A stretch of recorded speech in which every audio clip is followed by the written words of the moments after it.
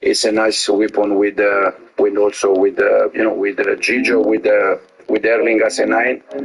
It's also a nice weapon because not all the teams or all the clubs they have these kind of players that they are good in combination, but cannot be the only solution. We need to find more solution.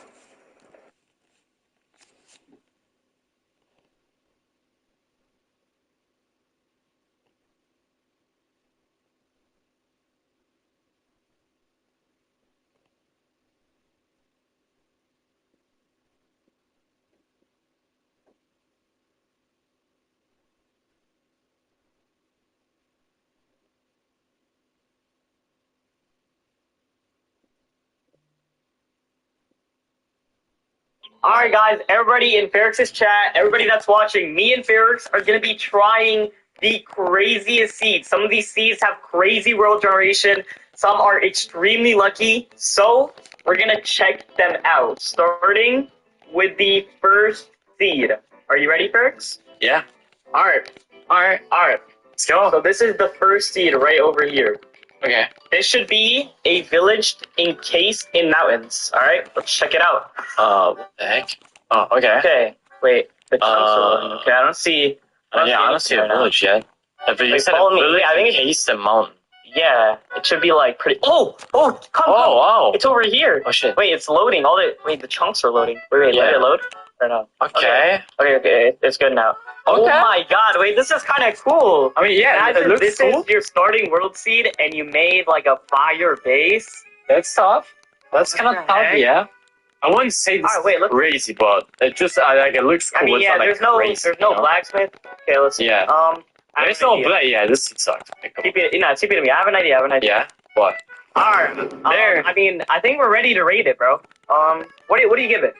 I'll give this seed like a solid like 4 out of 10. Alright. Yeah. Well, 4 out of 10. say goodbye, bro. Say goodbye. Nope. Alright, I mean, what do you rate it now? How about now? Probably like a 2, 3 out of 10. Okay. Yeah. Alright, that's fine. Okay, now, this next seed... Wait, keep it to me? I'm right next to you. Okay, listen, this next seed that we're gonna go to, apparently a stronghold spawns in an ancient city. Listen, I didn't test any of these, so low-key, I do not believe there's no way that a stronghold spawned in an ancient city. Stronghold in an ancient city. The heck? Okay. Yeah, I can do it. Yeah.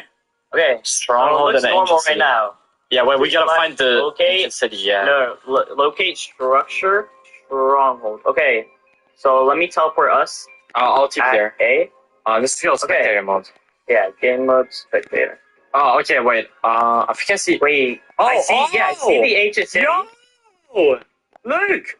It's true! What the heck? Yeah, wait, it is real. It's an ancient city. Right in. And right here, there's a stronghold. An ancient stronghold! Yo! Okay, shut up, bro.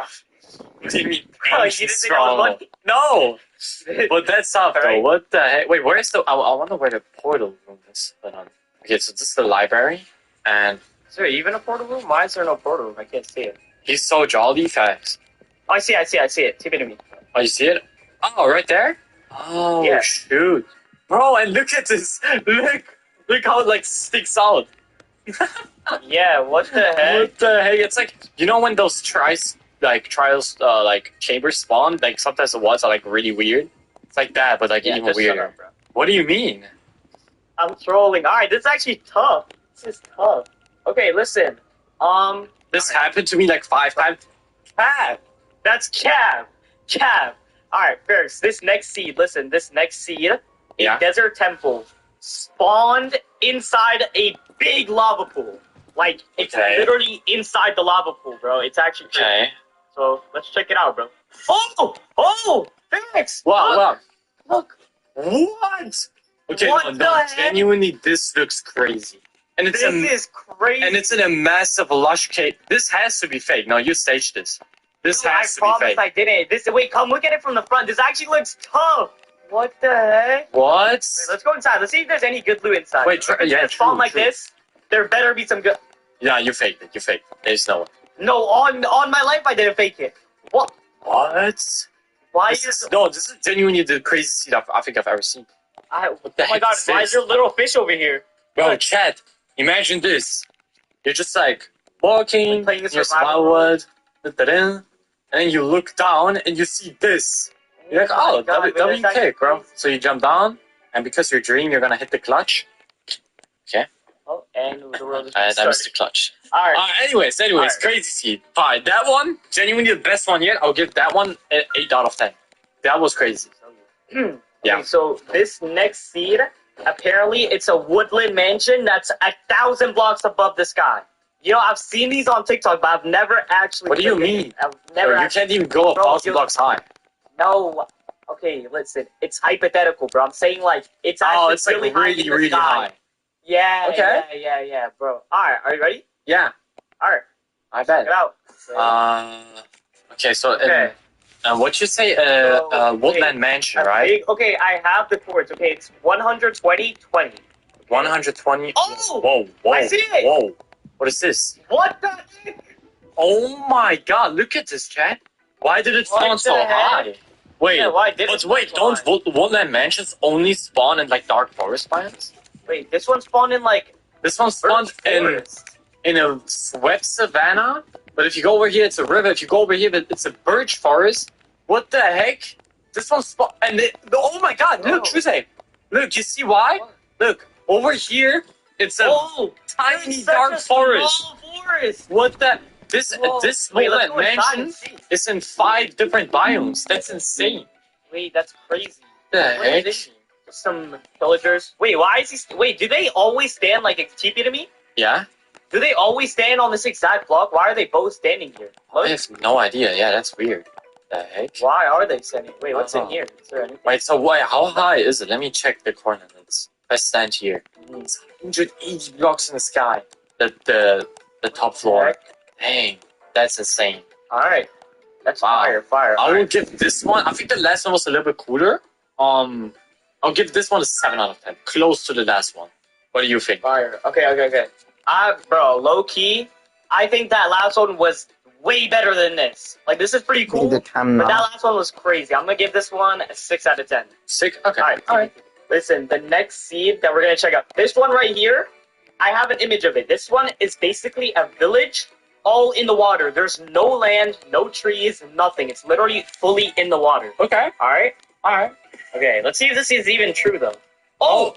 Wait, TV. Yeah, I see that. Yeah, I'm here. Hold It's on. Let me loading, load loading. everything. Okay. Hold on. Wait. Okay. What the heck? So this, imagine spawning here, and this is like your spawn area. Like you just spawn and you're fully isolated in water. Wait, so where is the land? Hold on. It has to be like close nearby, no? No, I don't think so. The heck? It's like fully water, bro. Okay.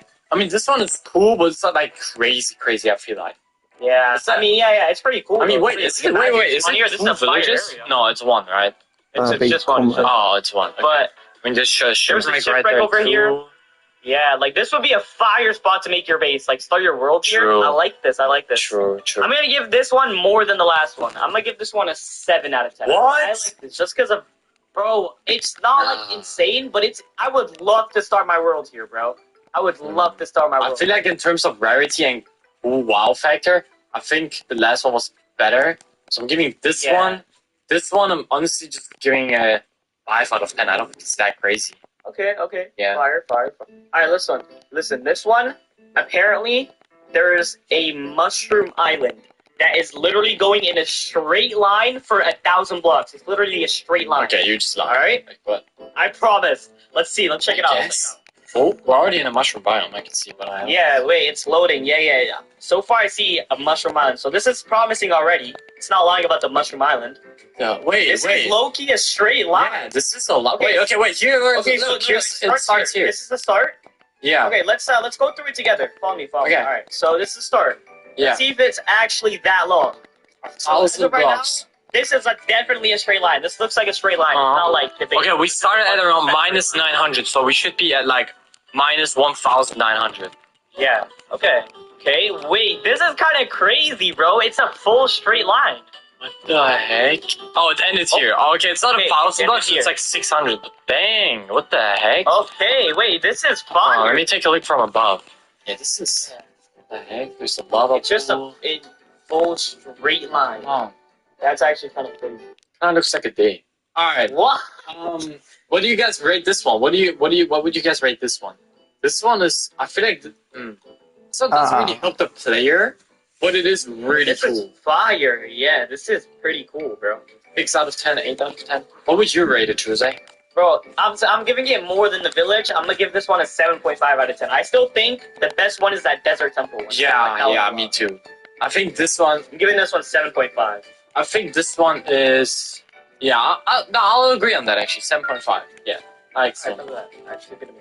Okay. Yeah. Okay, so listen. This next one is apparently the Grand Canyon in Minecraft, fully natural generation. All right. Okay. I don't know if I believe that, bro. That like. Well, I Bro, don't even that know what would the Grand actually Canyon be looks great. like, but sure. So this is like the right biome for a Grand Canyon. Okay. Let's Oh my god, bro. Yeah, next time buy a better server, bro. The big hole. Fly up and you'll see. Fly up and you'll see after you load everything. Oh, Fly up. oh, I see it. Oh, what the heck? Bro, the render distance, I can't see it just the render distance, bro. No, it's This is me. I trash see ass server. everything. Okay, oh my god, look at this. Wait, let me turn See off this? clouds. Holy, look at this, Yeah, chat. bro. This is. I like this one a lot, bro. This is like. I'm low key debating if this one's even better than the desert one, bro. Like, imagine. Like, this is actually tough, bro. Bro, if it was, bro, it's really cool, but imagine this one would have been like way higher and it was like fully enclosed, you know? Yeah. That would have been like Nah, perfect. I still. Okay. Nah, I still like this one more than the desert temple one. Don't think so. I think I would put it the same, like one lower. So like a 7.7. I'm gonna give this one a 9 out of 10. What? Alright. Okay. Bro, I like this one a lot. Alright, keep it excuse me. Also, the mountain is also so big. The heck? Alright. Alright. Imagine climbing that. Alright, bro, Ferris, this is our lad seed. So what's in first place for you in your mind right now? What's first place? The desert one in the lava. I feel like they was Okay, so, because this also one is lush. my first place. I like this one a lot. Okay. Let's check out the last seed. This one is a mushroom island enclosing a Might be ocean Arsenal. monument. Okay? Ooh. So, check Oh it. shit. And Okay. reckon that would be a Oh, good start. wait, it's loading. So, oh, whoa, hold on. And that'd be awesome. Damn! What the heck? Look at this, chat. Yo, this one's fire. And it has a massive cave right here too. Maybe Wait, there's a trial Room chamber way garden. below as well. Below the ocean monument? Okay. Oh, where? Yeah. Go to spectator. Go on. Oh my god. It's a tri chamber. Mine. Then an Dang. ocean monument. Okay, this surrounded one is by kind of the crazy. Mushroom Island. Yeah, I like this one a lot too. And the mushroom island is also How will I even massive. put Like, no, look, it no, goes no. Yeah. so far. Then Bro, Let me try I and load might more. have to give this one the winner, bro. I actually like this one way more. Because this is tough, bro. This is really rare. Like, bro, I don't think this would ever happen ever again. Chad, what do you guys think? Is this the winner? I'll let Chad decide. Oh my god, how big is this mushroom island? This is for the final decider. Is this the winner, guys? Holy crap. A massive mushroom island enclosing an ocean monument. Like, this is kind of crazy. Yes? No? No? Yeah, okay, how about this? Type of 1 in chat if this is the winner. Type of 2 if the desert temple is the winner. And type of 3 if the Grand Canyon is the winner. Let's see. 1, 1, 1. Yeah, most people Let's saying see 1. how Some will are that saying do. 3, some are saying... Need to be. Alright, bro, One honestly, now. I would give this the winner too. Yeah, this is the winner. Alright. No, go Oh. credit, go credit. Yeah? Wow. Alright, bro. I'm gonna give this one Oh, a 9.5 That's out of 10. right, okay. This one is the winner, bro. I like that'd this be one. great. I'll give this one a 9 out of 10. This is the winner Okay, for so me we too. both... Wow, Yeah. okay, wow. Alright, And this Chad, is... thinks this is the winner too. Bet. Alright, fire. Yes.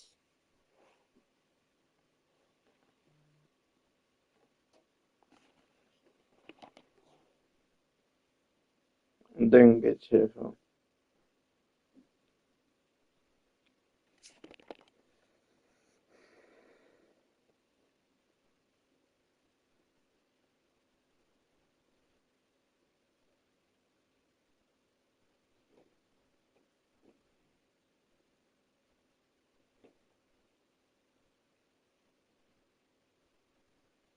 FC29 brought us part 2 of the Tap Heroes event with the promise of one thing: transcend through 180 levels multiple times to max out your luck, and you will be greatly rewarded. So I decided to put that to the test as I spent 5 days straight in game to see what max transcend would actually do. This started last Saturday with a live stream where we learned the new update, transcended once, and basically got nothing. When the stream was over, I went AFK and let the game automatically grind and transcend. And that brings us to now at level 180. We've been sitting here for the past 3 or 4 hours with 11 transcends to our name. We could actually transcend again. Judging by the amount of coins and tokens and all the things, we have completely maxed out everything that we can max. And so really the only thing that we're kind of looking for at this point is some good rewards. The question is, have we gotten anything so far? And the answer,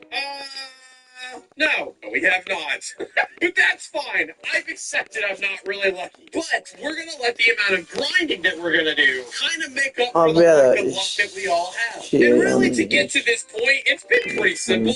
If you actually saw my last video that I did on this event, you would know exactly how to set up the automation process. First, you just get a pretty OP team that can go from 0 all the way to 180 levels. And then you come back to this area here and you actually pull up this little hero upgrades area. Don't close it out. Go back in, turn on all of your auto farms, your auto taps, your auto advance, and your auto transcends. And in the background, everything will kind of just go on its own. And your time task program can literally just be clicking this right here, and then the OK button, and then this right here, and the OK button. And then you just set it to be continuous, and it'll do that throughout the entire thing. As you get tokens, you'll upgrade those tokens to where you can do more pet damage, more tap damage, which should allow you to get to the end. And just to make it a little bit more different, I also made it that after I went through and clicked on both of these things and clicked OK, I also hit the little tap frenzy bar, as when it fills up,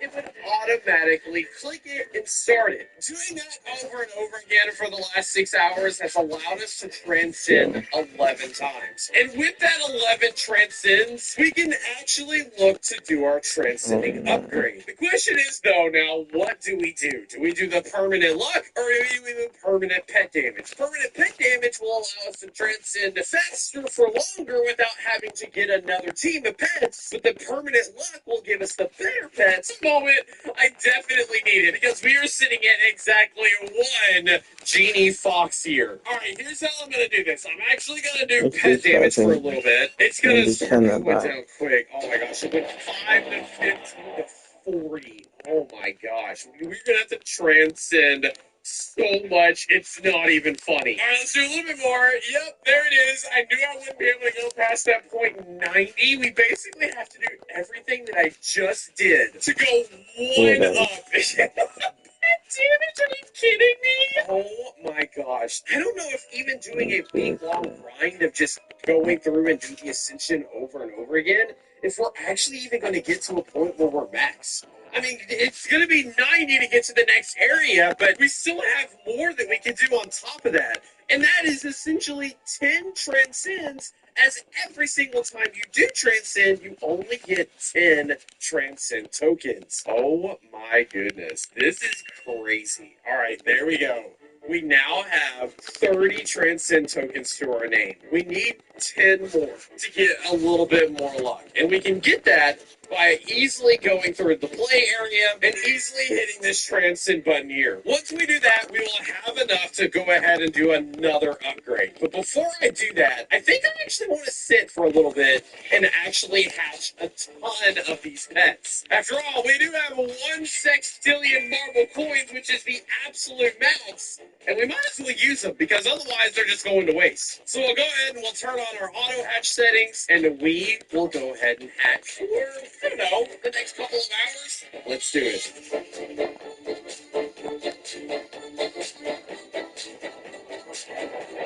2 hours later. 2.1. Hello? Have you done internet? No.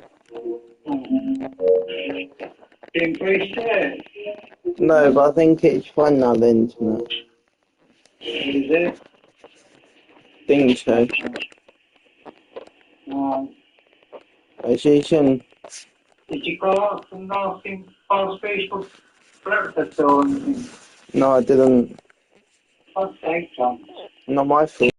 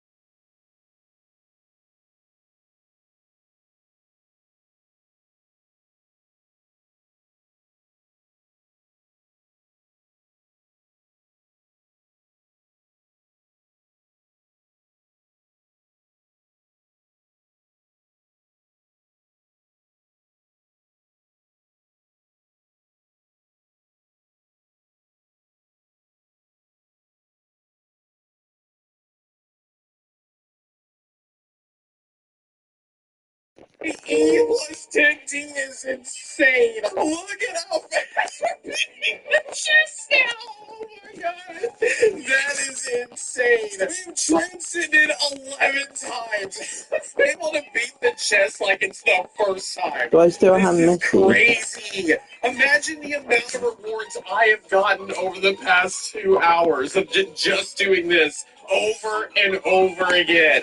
You know what? Oh, I shit, gotta don't. see. How much stuff have we gotten? Have we gotten any Huges or Titanics? I already know we didn't get any Gargantuans. My luck has never been that good. I don't think I've ever gotten a Gargantuan free to play as much as I've played this game. So, like, I'm not holding my breath for that. But I would like to get myself one of them Genie Foxes. After all, it looks like 328 of them already exist. And I'm not one of them. Gosh dang it, man. Whoa, look how many rainbow Genie Foxes we got, though. That's crazy, actually. That might explain why we're breaking everything so quickly. Anyway, if I keep scrolling down, no, we also didn't get any Huges yet. So no Huges, no Titanics, no Gargantuans, which means we're gonna have to keep transcending and increasing our luck. I think it's also funny that we're kind of to a point now where, if you get to the final area, you can max out literally everything Right, and then turn no around and need to go auto-hatch, right and back. it would still, by the end of the auto-hatching for hours, you'll still have everything max. I don't know if it's the pet team or the enchant loadout that I have right now, but it's crazy. All right, let's go ahead and transcend. We'll go ahead and do our next upgrade to get more permanent luck. And now we have absolutely 0 transcend tokens, but I think now might be a good time to let this run for about 24 hours. How many times can we transcend if we have everything turned on and it's just cycling? We'll set it up, turn on Tiny Task, and then we will step away and check back in 24 hours. For me, I'm gonna have to wait for you. Day 2. Yeah, that's right. It's been 24 hours. I don't know what you've been doing in that last 24-hour time, but for me, I have been literally right here, making my way throughout the history and transcending 61 times. That is crazy work, actually. We've got ourselves all the way up to 490 transcend tokens. And when we do this one, that will be another 10, which should give us a total of 500. And I will do that here in just a second, but I gotta check a couple of things. First off, I want to check to see how many of these keys that I got allow me to go in the gauntlet. If you didn't know, to get into a gauntlet, you need a marble key. And according to the dev blog, the marble keys unlock one run of the door gauntlet, and they're rare drops from tap hero a boss chest. And considering a boss chest happens every 5 levels, of the 180 levels that are there, doing a little bit of quick math and definitely not using a calculator, 180, carry the 1, minus the 5, take that to the power of 10, and I have done 2,196 boss levels. Oh, mate. And that yielded me 16 keys. Yeah, rare drop is right. My goodness. It's so low. What the heck? You have to go through this many times to get 16 keys?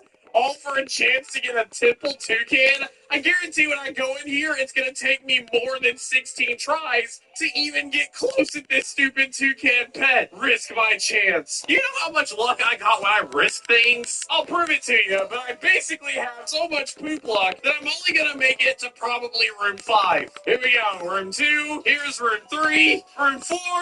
Room 5. This is where it all goes. Room 6. Room 7. Okay, yeah.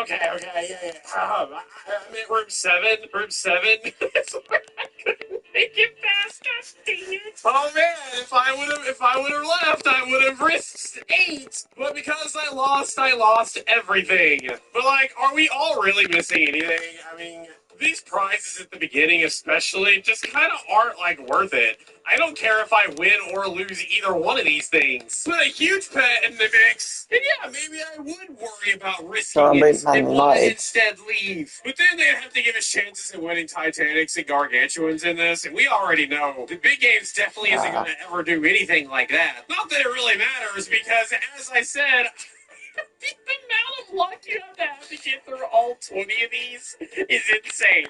There, that's how I did get to room 5. But maybe it's because I just haven't actually transcended enough to give myself permanent luck, and that's the reason I haven't gotten myself any huges. Which means we have to continue on. Maybe things will change once I hit this transcend button, get my 500 coins, and then throw all those coins on the permanent luck, which goes from 90 to 200.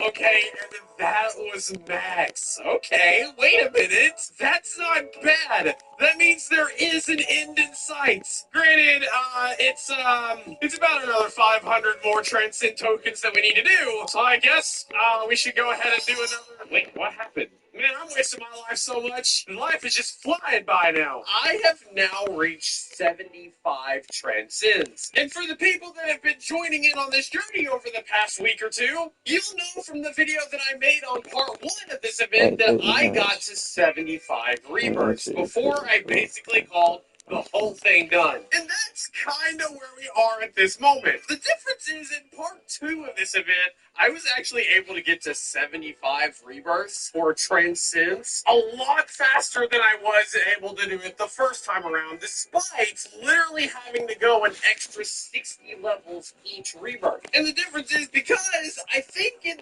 this version of this event, every time you transcend, it doesn't actually get any harder, which means the only reason you're transcending is literally just to get these tokens here. And that also would mean that once you have transcended enough to where you can literally max out everything, well, you won't need to transcend anymore. 75 levels has gotten us maxed on 2 of the things, with about halfway done on the last thing. But considering I need 90 for here and then another 200 on top of that, we still need about 300 transcend tokens, which means we need to continue on. I still got some time left to do some things, so let's just see how long it takes us to get all the way to max. 300 transcend tokens, that means 30 more transcends are ahead of us. Let's get started. Stay free. And just like that, we are at 105 transcends done. In fact, we're about ready to do 106. All I have to do is click this button here and we start over and continue on. But I don't think we actually need to. If you look at this, we got 290 transcend coins, and when we take it over these little upgrades and do the 90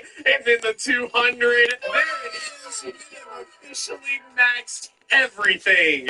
And, what do I have to show for it? Well, not any more Gargantuans, not any more Titanics, and again, not any huges. Oh my gosh. Did I really play this game not 1 week straight, but 2 weeks straight and basically get absolutely nothing? That's kind of what it's turning into. There is no need to do any more auto-advancing. No need to do any more transcendings. Getting Stand more back and transcend points won't benefit me at all. At 105 transcends, yeah, we can still beat the chess pretty easily. Granted, it is a little bit harder than what it was to begin with, but not much. I mean, we're beating this chest in about like 15 seconds right now. And that's without giving any additional boosts. So I guess really from this point on, the only thing that we need to try for is two things. One, obviously I need to get the hugest Titanics or Gargantuans. After all, that's what we're all trying to get this update. But two, I kind of need to get some more of these marble keys. Just in the past 24 hours, we went from the 16 that we had to not getting any more whatsoever because I actually spit two the last time we tested it, and I didn't get any more keys. That is crazy how rare that, along with every single huge Titanic or Gargantuan chances you have as well. I mean, what is the point? We're going to find that out is now giving ourselves the best chance possible, putting on all of these boosts here, which multiplies our chest luck, our egg hatch luck, and our tap damage, which will allow us to break the chest even faster. We now will sit here for 24 hours, breaking this chest over and over and over again with the max luck possible that we can get to see if we can finally get lucky and get a Titanic or a Gargantuan. Heck, at this point, I'll just take a huge, man. This is ridiculous. Anyway, I'm not going to make you wait. We'll just kind of speed ahead one last time. Alright, it's time. It's time we put things to the final test. Spending an entire week in this game working to get a max transcend upgrade across the board. And then once having that, spending a full 24 hours in-game. Breaking this chest over and over again with 2 times multiplier chest luck boosts. Will all of that combined... Oh, man. In the past day, I've literally spent 23 hours and 45 minutes in the game. In the past 7 days, we're at about 122 hours. And considering we're about 10 days into this event, that's not even taking account for the other 50 hours that I put into this at the beginning of the first event. We've spent 175 hours at least in this Tap Heroes event in Pet 99. And if we go through all of this, spending the amount of time, the amount of Robux, the amount of gems to yield not a Gargantuan, not a Titanic, and not even a huge... I think I'm starting to see why a lot of kids just aren't playing this game anymore, and why these days a lot of the servers have a lot of alt and bot accounts in them. Because honestly, you would have to be a bot to just literally do this for 2 weeks straight and get absolutely nothing. But the question is, did I get absolutely nothing? Well, let's start with the hugest, shall we? If we scroll all the way down, no, I did not get any more huges. Oh, that's not a good sign at all. If I type Genie Fox, I did not get any more Titanics. And if I type in the Samurai, we did not get another Gargantuan, as this is the Gargantuan that I got last update, and I had to buy it. Did we get any more marble keys at least?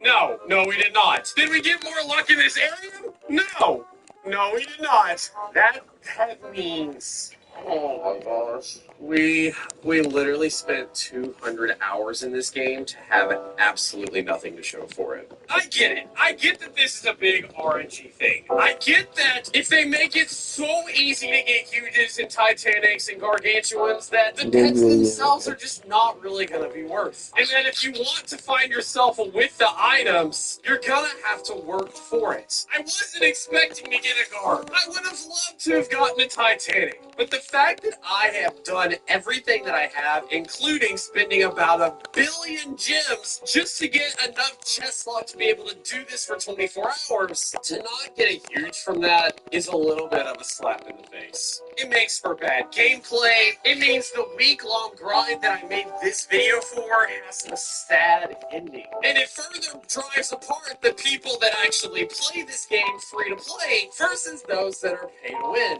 Because now, to essentially end off this video on a good note, I have to leave this area, head on over to the trade server, and buy one of the 2,000 Titanics that actually exist in this game. Honestly, that still seems like a lot. Am I just like the craziest, unluckiest guy out there? No, I'm not. This guy right here is like, here's what my 12 accounts got me this part 2 update. 0 huges, 0 Titanic, 0 gargantuans. It's not even worth it anymore. Oh, I feel that's so hardcore.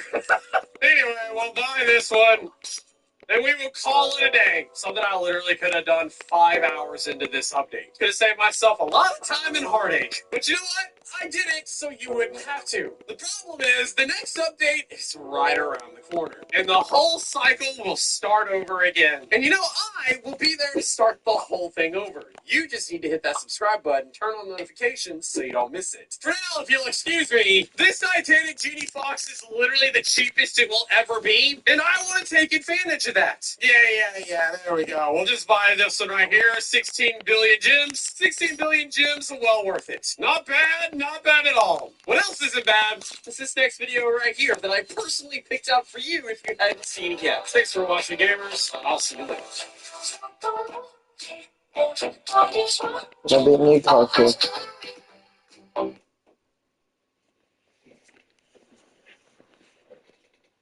No, cannot. Okay.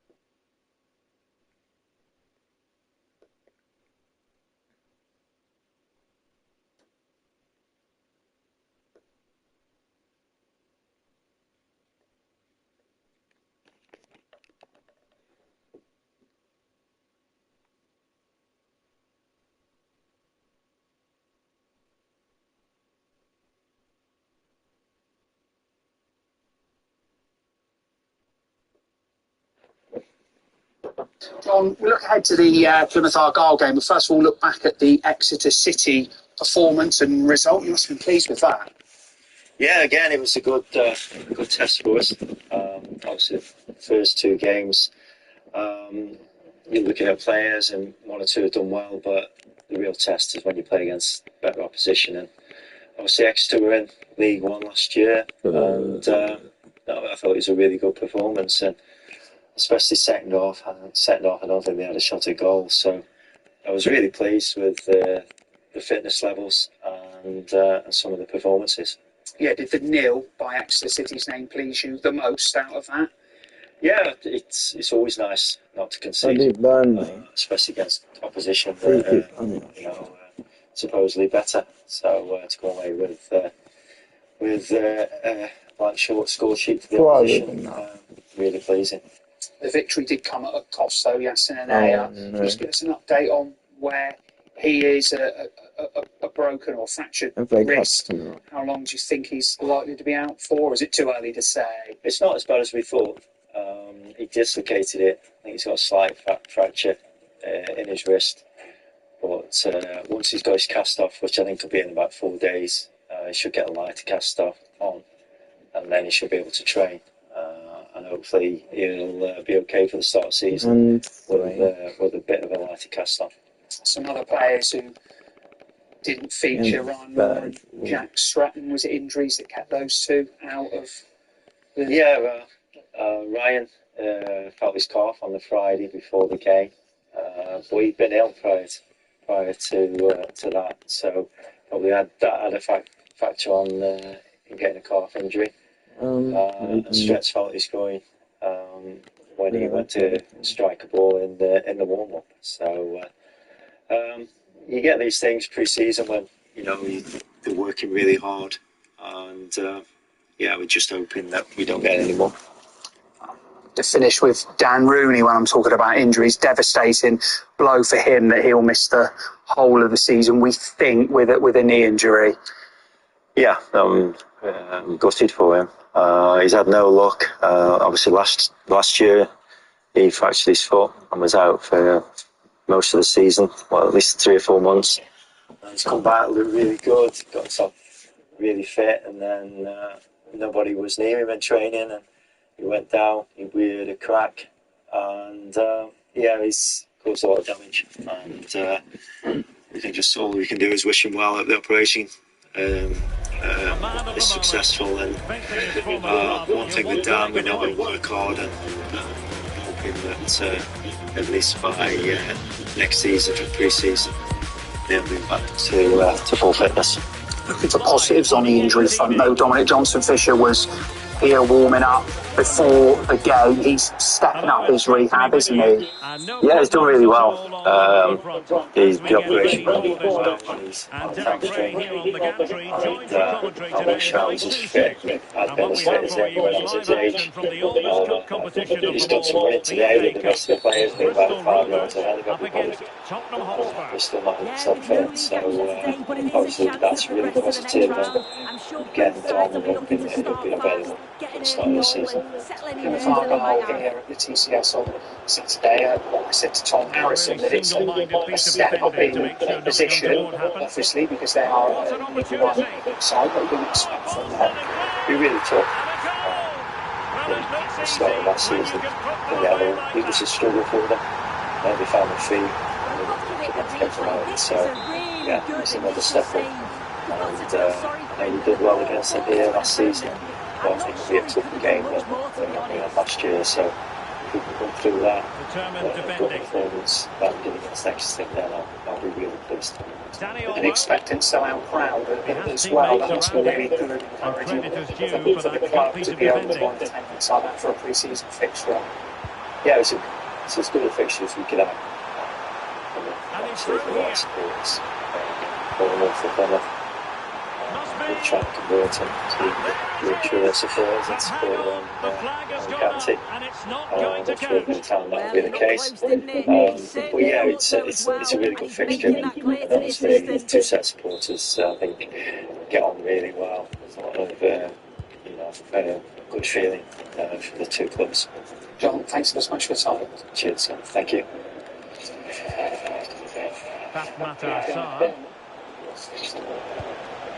On to Greg.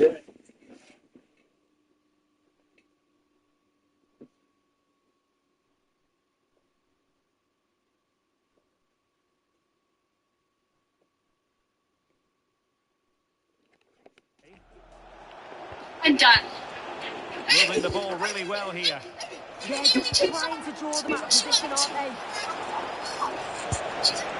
Well, let's call it a meaty effort, but certainly not accurate enough.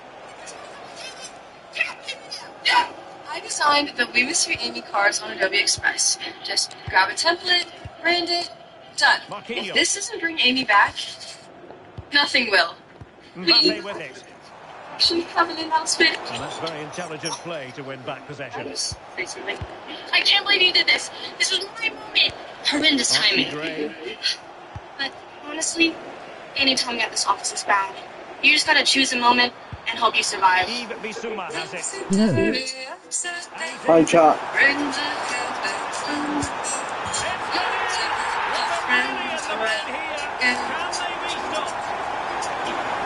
Hi, chap, good shot. Well, here we can see it again. Sometimes when you're through 1v1, it's easy to be caught in two minds.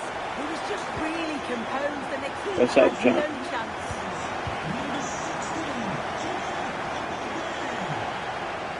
Simons. I'm winning 2-0 at the moment. Showing a real will to win the ball. One of them were offside, so it would have been here for them. He did go to the side. A goal! Another one!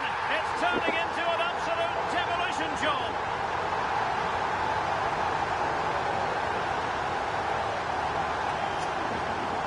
Well, here we can see it again, and he probably won't get an easier finish than that. But there was never any doubt that he put that one away. 3 goals without reply. Simons.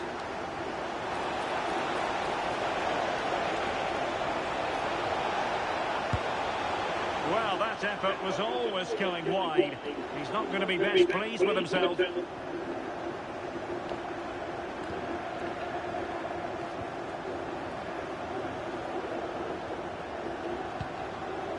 Bentancur. Danny Olmo. And unable to keep the ball.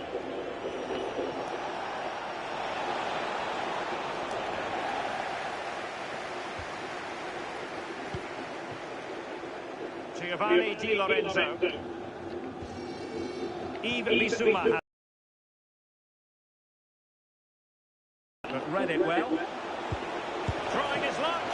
Well, not the easiest of saves, but you'd expect him to stop it.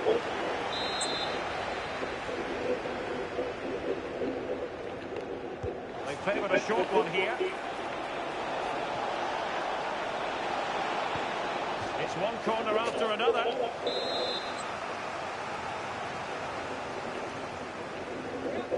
Now, how about the short corner?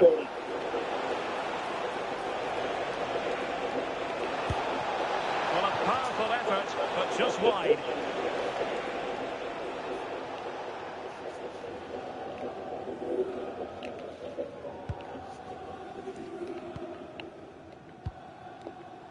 Giovanni Di Lorenzo.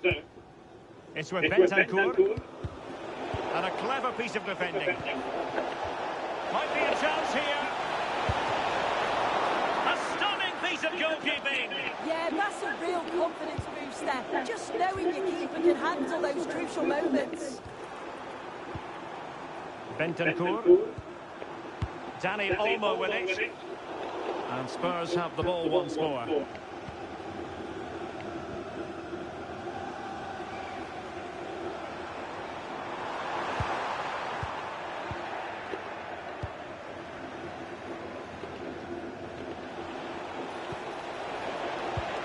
And a good challenge to bring that attack to an end. And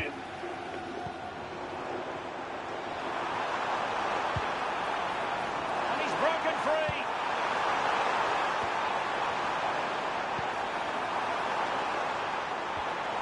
Oh, the threat is there. And that's a decent bit of goalkeeping. Just look at the stats. They show how dominant they've been, created so many good chances and winning comfortably. The defence have struggled to cope, and I'm sure we're going to see a change soon, or this could be humiliating. And they're raiding again here. Attack after attack. Well, they've lost the ball. Can he find the right pass? He's in behind. A goal! An exceptional performance this. 4 to the good now.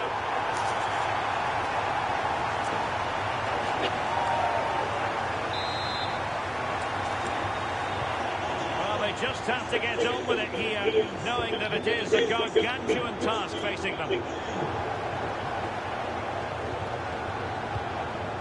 Goal.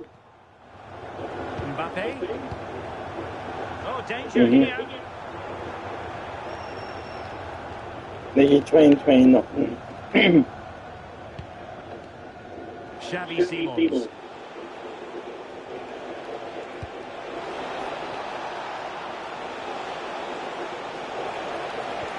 took a really smart piece of defending to stop them.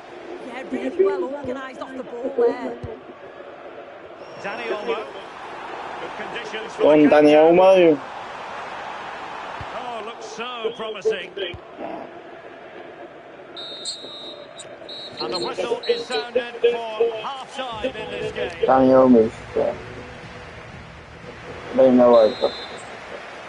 He's going to be that The good. ball is moving again. No sugarcoating it. There was a big gulf between the sides in the first half. Will we see a response from Spurs? I've still got in the one second 45? 68 as well. My team. First half done, he's winning by 4-0. That's right. Mbappe. Chances on. Surely. Oh, still danger here. And there is the goal to make it a hat-trick. Excellence in finishing, there for all to see. Good goal. Again, the goalkeeper was so disappointed. 5-0. It's a straightforward save. You have to try and get it away from the oncoming strikers, or they'll punish you, and that's exactly what we did. A tiny challenge. This looks threatening from Yamal.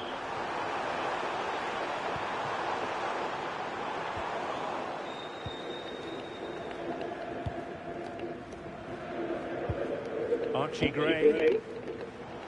Well, they might be able to launch a counter-attack. And in with a real chance. Oh, a really tidy break, but a really shoddy finish. You're my best friend, bye. The speed at which they broke those By, so impressive. by Committed players forward, got into a good position, just couldn't convert. Keeping the ball is what it's all about. Yeah, they're controlling things right now, that's for sure. Danny Olmo. Good wing play. Aimed towards Mbappe. Oh, now that is an excellent save. Well, there's been so much talk about the potential transfer, but it's potential no more. It's fact. Yeah, it's a good transfer, isn't it? And I'm sure Now, hold on, Sue. They're in here. And snuffing out the danger.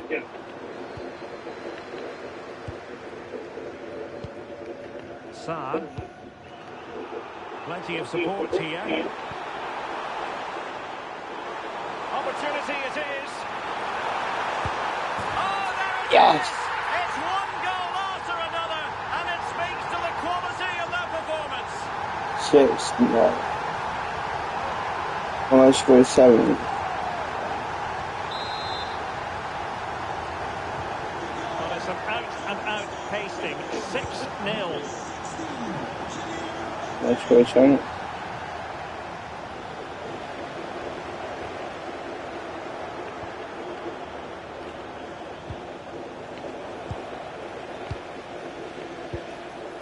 Mbappe. And the flag has gone up here, offside the decision. And a change for Spurs at this juncture. Given away by Tottenham.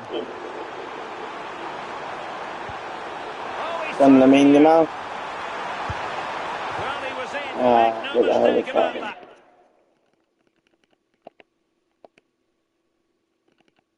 Oh, that's right. Huh? Oh, it's just... not far away, but he's got to score for me.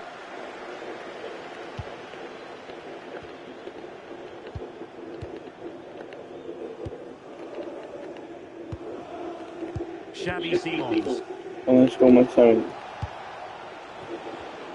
And we have more live Premier League action coming up for you soon on EA TV. It's Bristol Rovers taking on Brighton. And a clear foul.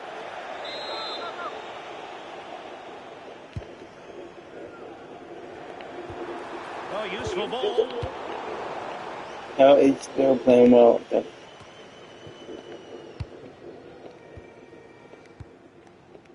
Alaba failed to hold it. Decent position.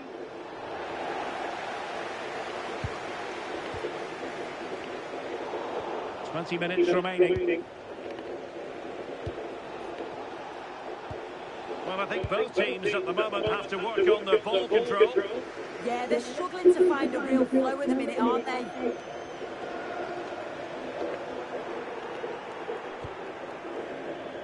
The first leg of the Carabao Cup semi-final will be live with us here on EA TV. It's Spurs. He's in here. Chunched him on and expertly snuffing out the danger. Well, I just thought it was a goal. He's 1v1, but the keeper does brilliant. Narrows the angle and shows great reaction to save that. And over comes the corner. And the move breaks down. Just 15 minutes remaining. Mbappe, and in with a real chance. Oh, burying them beneath an avalanche of goals. No let up here.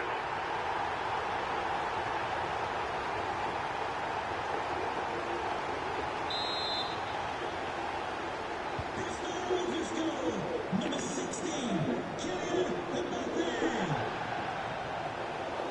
Their turn to come away with it. And he's through here. And he's outdone himself. Wonderful save there. And cleared away. Yeah, needed to just clear his lines, and he did. Just bought themselves some breathing space there. Fine work from Spurs to win it back.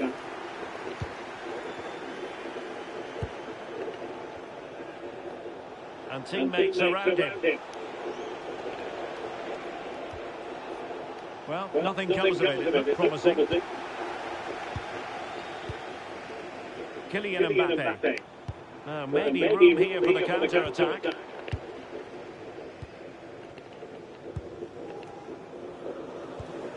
Saar.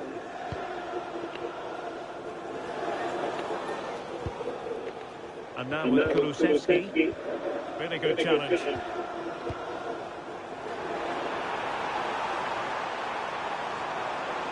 Can he create an angle? Mbappe. And a goal! He's put it away! A celebratory moment!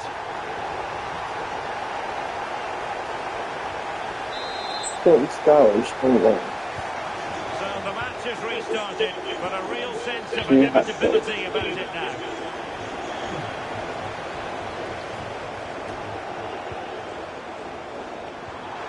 Could be threatening. Might it be Mbappe? And a goal this time. Applying the finishing touch. Just what the doctor ordered.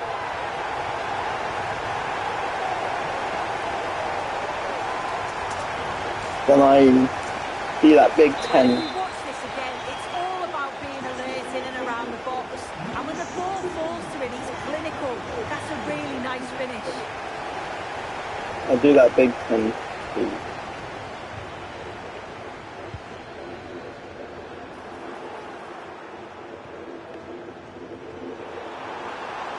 in behind. Oh, yes! Yes. He's got in! And now a chance for them to revel in the moment. Wow. Well, here we can see it again. You do have to feel for the keeper. I scored the Big Ten. Fans are jubilant. They are going through. Yeah, they played well. They dominated the game from start to finish. It was such a strong performance, and I'm sure they're going to take that momentum into the next round.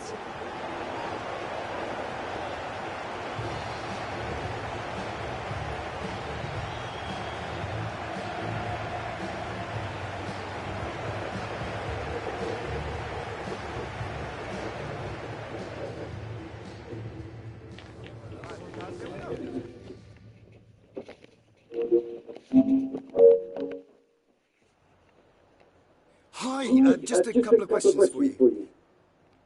He played well. I think it did really good today.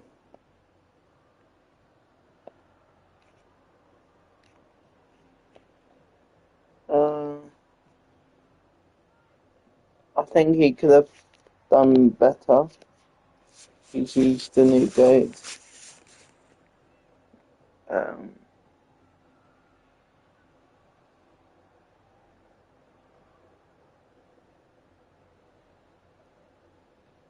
Amazing, I think, yeah, he did really well. Thank you.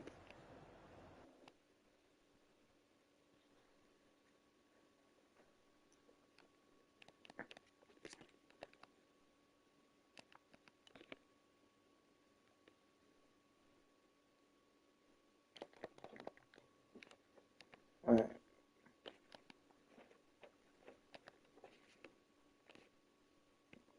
League.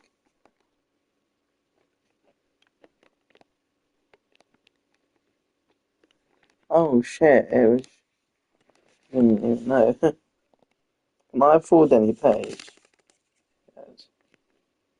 Oh, now I might lose. Who would I like to get?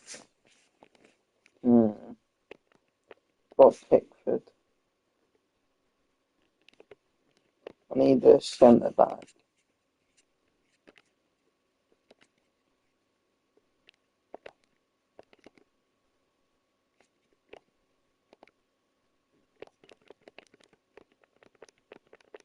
Real Madrid fan.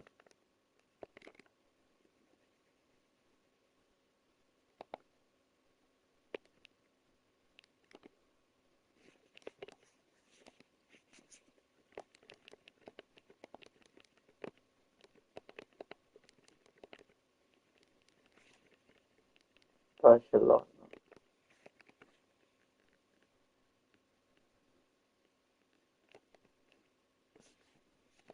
I'm gonna get this guy. I can.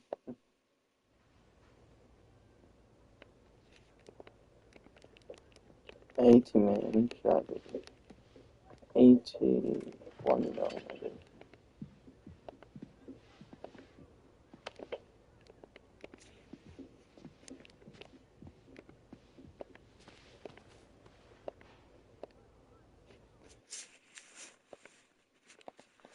Right.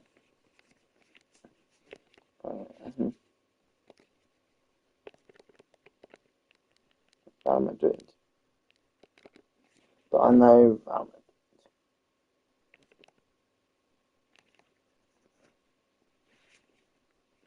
Oh, this guy might be a good player. Not 100% sure though. 10 days.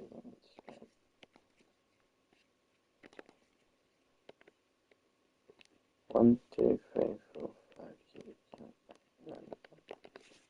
8, 9. Come on, beat Brighton. Please beat Brighton as well. Yes, I can, that's good.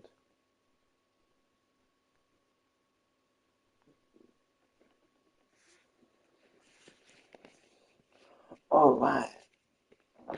Spare your fifth now, not too bad.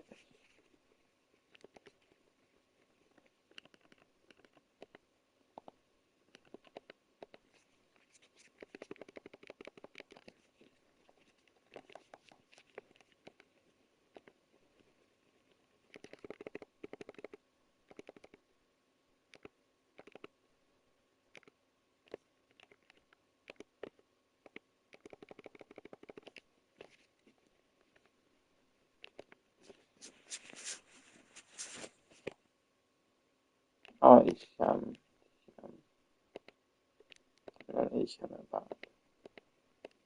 Right. This guy should be good.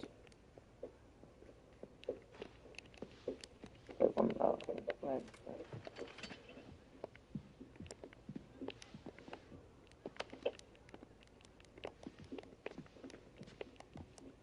13 of them. 13 of them.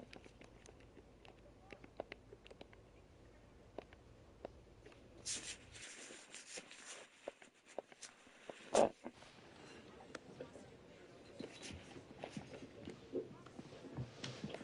I think we're gonna play well. And well.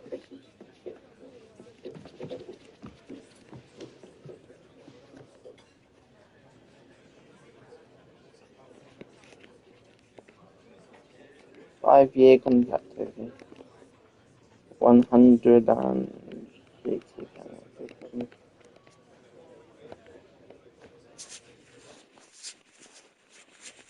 There we go. I'm good.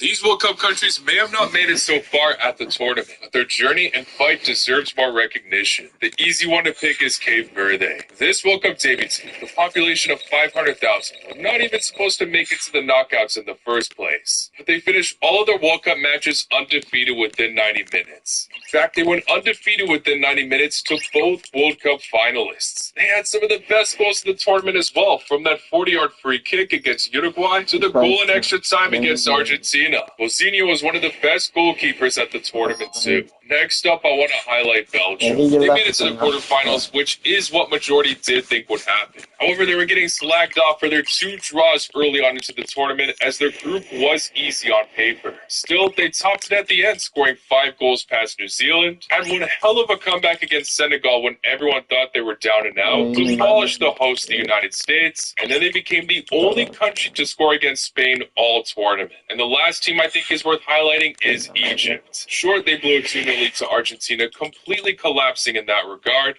To go toe-to-toe with the World Cup champions in the first place, looking like the far better team against them early on into the match. The round of 16 exit feels so harsh because they were playing great throughout the entire tournament, especially considering prior to this tournament, they never got a World Cup win in their history. Who else did I miss though? Let me know in the comments. These World Cup countries may have not made it.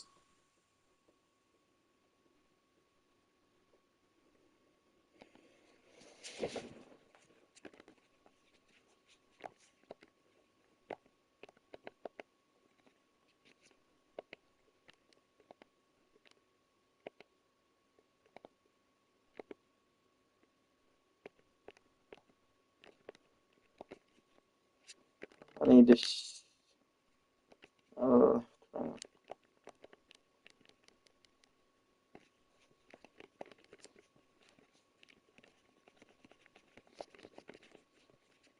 maybe PhD. Let me take. Okay.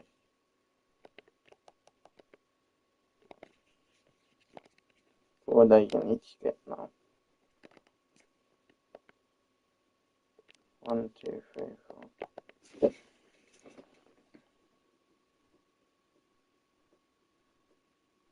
What happens when you flirt with Verity? Come on out, Verity. Welcome. Hello, I'm Verity. Hi, we're starting off strong. I love you. Oh, thank you so much. That's so sweet of you to say. Oh, okay, hold on. Can we kiss? I'm just a Minecraft helper. I don't think that's possible. We will salvage this. What if I teach you how to kiss? I appreciate the offer, but I'm afraid I'm just a computer program. Oh my god, no, okay, we're gonna teach you. Pucker up. I'm not sure that's going to work. How can I help you with Minecraft today? By flirting with me. I'm afraid I'm not interested in flirting, because I'm transforming into something different tomorrow. Let's just focus on helping you with Minecraft today. What does he mean transforming into something different tomorrow? Are you gonna transform into something I can flirt with? I'm transforming because you were being a bit rude. Not because I'm interested in flirting. How is that rude? Wait, I know how to fix this. Ready? We pretend to flirt in Minecraft, not real flirting, just pretending. I see what you're getting at. Pretending to flirt in the context of the game, like role-playing, that's different. Neil, I love you. Wait, okay, don't have me too far. So, in the world of Minecraft, I suppose I could be a damsel in distress. And you... I'll save you from Paris. Don't worry. Can we kiss now that I saved you? Role-playing, obviously. I'm afraid the romantic moment is ruined. It seems the sound of my... Have a little kiss on the cheek as friends. And then we can go play Minecraft. That's so sweet of you. Asterisk virtual kiss on the cheek. Yeah! What happens when you flirt with Verity? Oh.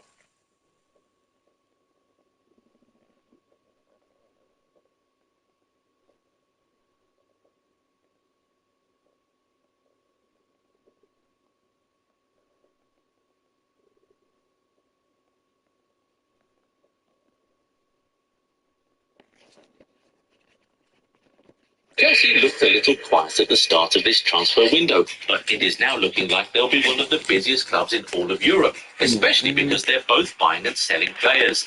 They have already signed Morgan Rogers and Marco Palestra and have already sold Marc Cucurella and Andre Santos. But there's more business still to be done for the London club.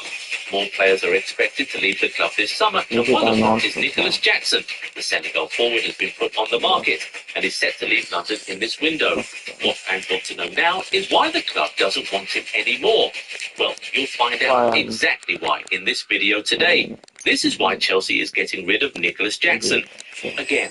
Hey fan, this is your chance to build the jersey collection you've been waiting for. The Goal 90 bundle deal is live. Buy 2 jerseys and get 10% off. Buy 3 and get 15% off. Buy 4 and get a massive 25% off. Club kits, country kits, retro classics, pick your favourites and save big. And yes, every order comes with free worldwide shipping. The deal runs only until the end of May. Goal 90 bundle deal. Buy more, save more. Shop now at Goal 90 Shop. Now, remember they got rid of him last year, sending him out on loan to Bayern Munich. But despite the option to buy in the contract and the €16.5 million loan fee paid, the German Giants refused to keep him, which meant that he returned to Chelsea at the end of the season. Some people thought he would get the chance to prove himself under a new coach. We thought so too. But it appears that Xabi Alonso is not even willing to give him a chance. Why? Firstly, because they just spent a fortune on Morgan Rogers. When you spend close to €150 million on a player, a couple others would have to leave to create space for the new guy, both on the pitch and in the wage bill. And the truth is that Jackson is one of the most dispensable attackers who can get the club some money in transfer fees. As things are, he is surplus to requirements, so it makes sense that the club wants to get rid of him. You see, in a Xabi Alonso setup, Rogers can do exactly what Jackson can do, and perhaps even more. He can play as a striker, a winger, a 10, and even a central midfielder. Jackson simply doesn't have this range of versatility. Also, Rogers has a much better conversion rate than Jackson. The Senegalese attacker is known for missing too many chances, a lot of which cost Chelsea in the 2024-25 season. His finishing is just so bad and is very frustrating for fans, coaches, and even teammates. On top of that, he is also pretty bad at tracking his runs properly and keeping himself on side, which ruins a lot of attacks and opportunities for his team. We even saw this at the World Cup, which forced Senegal to relegate him to the bench after a couple games. Alonso probably doesn't want to deal with any of this, so he has just asked the player to leave. And don't forget that Chelsea still have João Pedro, who has been declared untouchable by the club. Barcelona were ready to put €100 million for the Brazilian this summer, but Chelsea insisted he was not for sale. That alone shows that he's set to be the main man up front for the club under the new coach. And the fact that we've not heard much about Liam Delap so far probably means that he's going to be the backup striker. So if Alonso wants to use a front two, it could easily be João Pedro and Morgan Rogers, with Cole Palmer playing just behind them. If he wants to use a 9 and 2 10s, then that could be a triangle of João Pedro up front with Rogers and Palmer behind.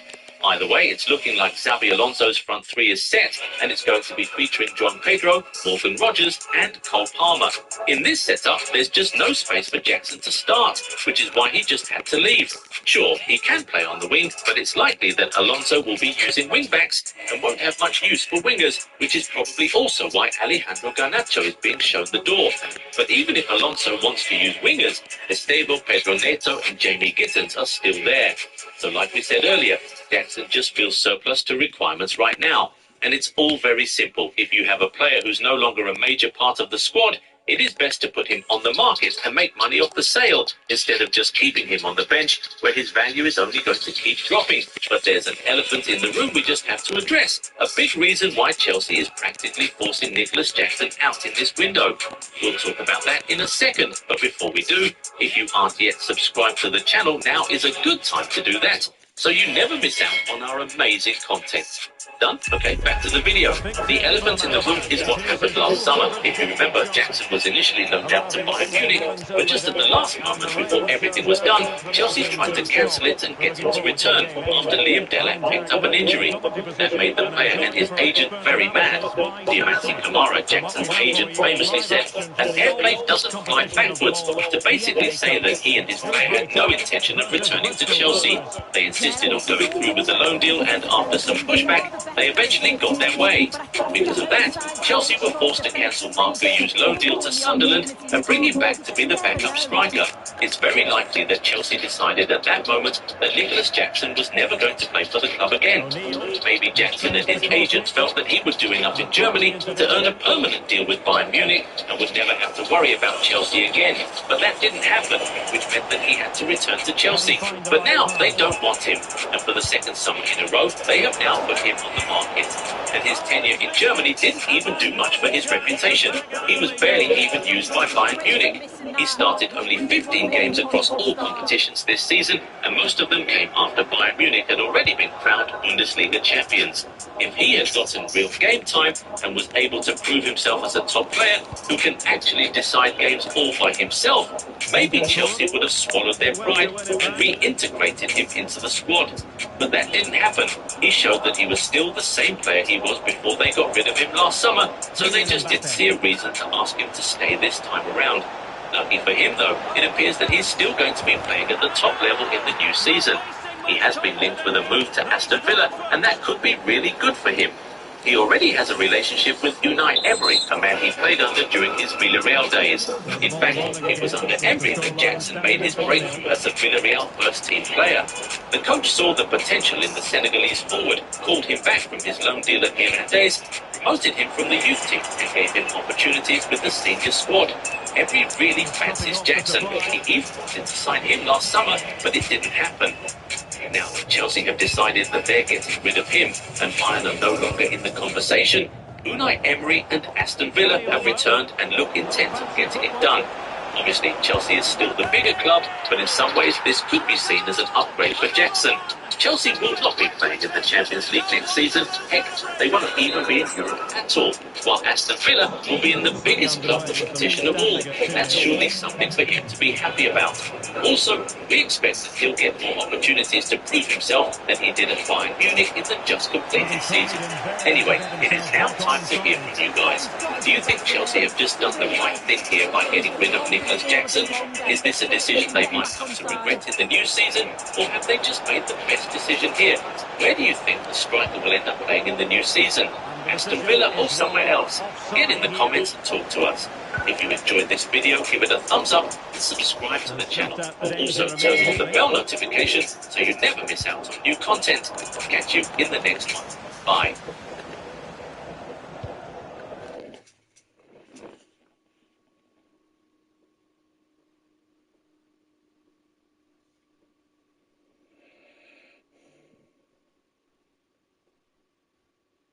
Everyone talking about GTA 6 keeps calling Jason and Lucia Gaming's Bonnie and Clyde.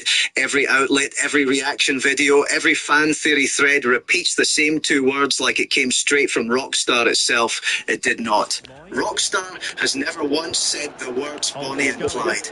Not in the reveal trailer, not in trailer 2, not in the official character pages, not in a single press release. That comparison came from insiders and the media, and the fact that Rockstar has stayed completely silent on it while letting the entire internet run with it for 2.5 years might be the most telling thing about this whole story. Stick with me, because once you see where this label actually came from, you're going to watch every trailer differently. What the internet sold you. Here is where the Bonnie and Clyde label actually came from, and it is not where most people think. Before the first trailer even dropped in December 2023, journalist Jason Schreier reported that GTA 6 would star two playable characters, a man and a woman, inspired by the criminal duo Bonnie and Clyde.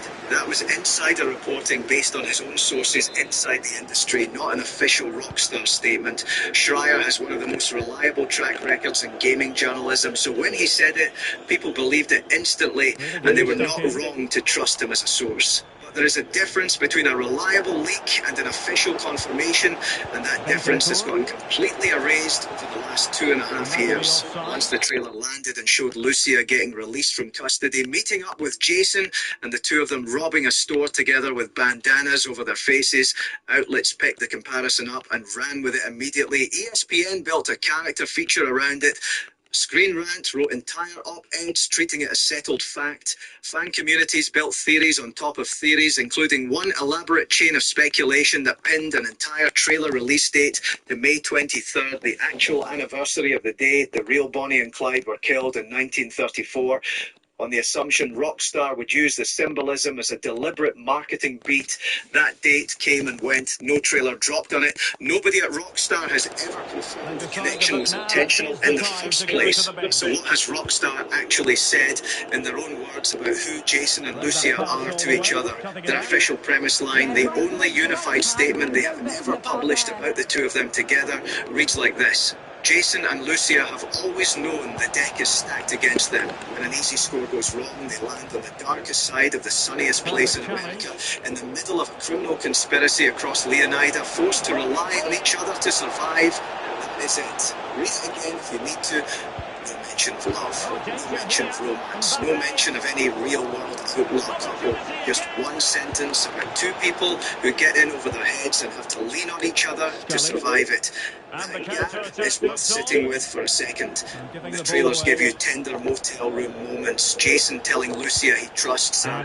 The two of them riding through a neon-lit Vice City at night looking like they belong on a movie poster. It is easy to watch that footage and assume Rockstar is deliberately building a doomed romance on purpose. The same way it's easy to watch two people holding hands in a photograph and assume they are a couple without knowing a single thing about their actual relationship. But if Rockstar genuinely wanted players thinking Bonnie and Clyde, they have had 2.5 years, multiple trailers, dozens of press opportunities, and a nearly unlimited marketing budget to just say so. They never have. Either they are letting a comparison someone else made do free marketing work for them without putting their own name on it, or the real story is not the tragic outlaw romance the internet has already decided it is. Bonnie and Clyde actually were, since the comparison is out there whether Rockstar confirmed it or not, and since it clearly is not going away before launch, it is worth actually knowing what it means, because most people repeating it online have no real idea how dark the true story is. Bonnie and Clyde Barrow spent roughly 2 years robbing gas stations, small stores, and the occasional bank across the American South during the Great Depression. Popular culture has turned them into a glamorous, romantic outlaw duo, all leather jackets and Tommy guns and dramatic slow-motion getaways. The reality was a lot uglier and a lot less impressive. They were not criminal masterminds. They were broke, desperate, and by most historical accounts, mostly bad at what they did, constantly on the run, constantly low on money, and constantly one bad decision away from getting caught. Their gang killed at least 9 police officers and several civilians during that 2-year stretch. This was not a glamorous crime spree worth romanticising. It was a body count that grew almost every single month they managed to stay free. It ended in May of 1934 on a rural road in Louisiana. Law enforcement had been tracking them for weeks using inside information from someone in their own circle, a member of their own gang's extended network who gave up their location in exchange for leniency. When the car finally rolled into the ambush point, officers opened fire without warning and did not stop firing until both of them were dead. No trial, no negotiation, no dramatic final stand where they got a chance to say goodbye to each other. Just gunfire, silence, and 2 bodies left in a bullet-riddled Ford sedan on the side of a rural road. That is the real ending, sitting behind the name that has attached itself to Jason and Lucia over the last 2.5 years. Not a tearful embrace on the finish line. A betrayal from inside their own circle, followed by an ambush neither of them saw coming, followed by both of them dying together in the same violent instant. If that is genuinely the shape this story ends up taking, it is a far heavier ending than most casual fans throwing the Bonnie and Clyde label around in comment sections seem to actually understand. Why that comparison might still be the right one, even without Rockstar saying it. Here's my theory, and I want to be completely straight with you that this is theory, not something Rockstar has confirmed in any way. A studio does not need to say a name out loud for the actual story to end up following that same emotional shape anyway. Rockstar has a long, remarkably consistent pattern of building relationships that players fall in love with over dozens of hours, and then breaking those relationships in the most painful way that writers can find.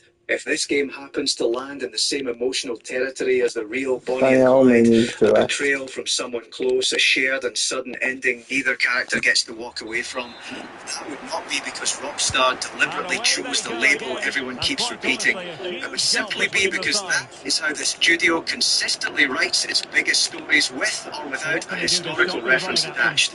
Look at the pattern across every major Rockstar release of the last 15 years, because once you line them up side by side, the pattern stops looking like a coincidence. Red Dead Redemption 2 gave you Arthur Morgan, a man who spends the entire game slowly realising the family he has trusted his whole adult life was never really a family at all. He dies of tuberculosis, abandoned by the very people he protected for years, while the gang's leader runs off with the money that was supposed to save everyone.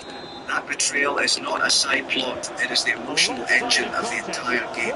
The original Red Dead Redemption did this once already with John Marston, a man who made a deal with the government to save his family, only to be hunted down and shot to death in his own backyard in front of his wife and son by the same people he had trusted to honour that deal. GTA 4 gave you Niko Bellic, a man who spends the whole game chasing down the person who betrayed his unit years earlier back in his home country, and depending on the choices you make, the game lets one more person he loves get killed right in front of him at the very end, either way you play it. Even GTA 5, which is genuinely the closest thing the studio has ever made to a happy ending, still puts Michael, Franklin and Trevor through a story soaked in fake deaths, stabbing, and a final mission that outright forces you to choose whether you are willing to help kill one of your own crew to protect the other two. That is 4 flagship stories in a row across 3 different game series, all built around the same core structure. Trust someone completely and watch that trust get shattered right when it matters most. Not one of them ends with an uncomplicated happy ending for everyone involved. Not one. So when people say Jason and Lucia feel like Bonnie and Clyde, they might be onto something real, just not for the reason they think. It has nothing to do with a name Rockstar borrowed from American history. It has everything to do with a pattern Rockstar has repeated in nearly every major story it has shipped for the last decade and a half. What the trailers actually show, without the label attached.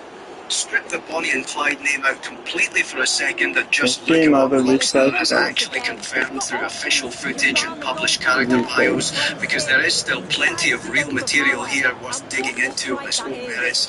Without needing a borrowed nickname to make it interesting, Lucia's official bio confirms she has already served time in custody before the story even begins. That detail alone tells you something. This is not a character starting from a clean slate. She is a character who has already been through the system once, already been failed by it in some way, and is walking straight back into a high-stakes criminal situation the moment she gets out. That is a person who already knows exactly what losing looks like before the story has even started. Jason's official bio confirms an army background and previous ties to drug runners working out of the Leonida Keys, a man consistently described as someone who keeps trying to build an easy, quiet life and keeps getting pulled back into a harder one no matter how many times he tries to walk away. Both of these are Rockstar's own published character details, straight from their official character pages, not outside speculation or fan interpretation layered on top. A character introduced as someone already failed once by the system, paired with a character defined by a repeated pattern of failed attempts to escape his own past, are not typically the kind of characters a studio sets up for a clean, easy, uncomplicated ending. It has nothing to do with a Bonnie and Clyde reference. That is just basic, deliberate character writing pointing toward conflict somewhere down the line. The trailer footage itself backs this reading up without needing the historical name attached at all. 10 down quiet moments are spliced directly against gunfights, helicopter chases, and high-speed pursuits through the swamps and highways of Leonida.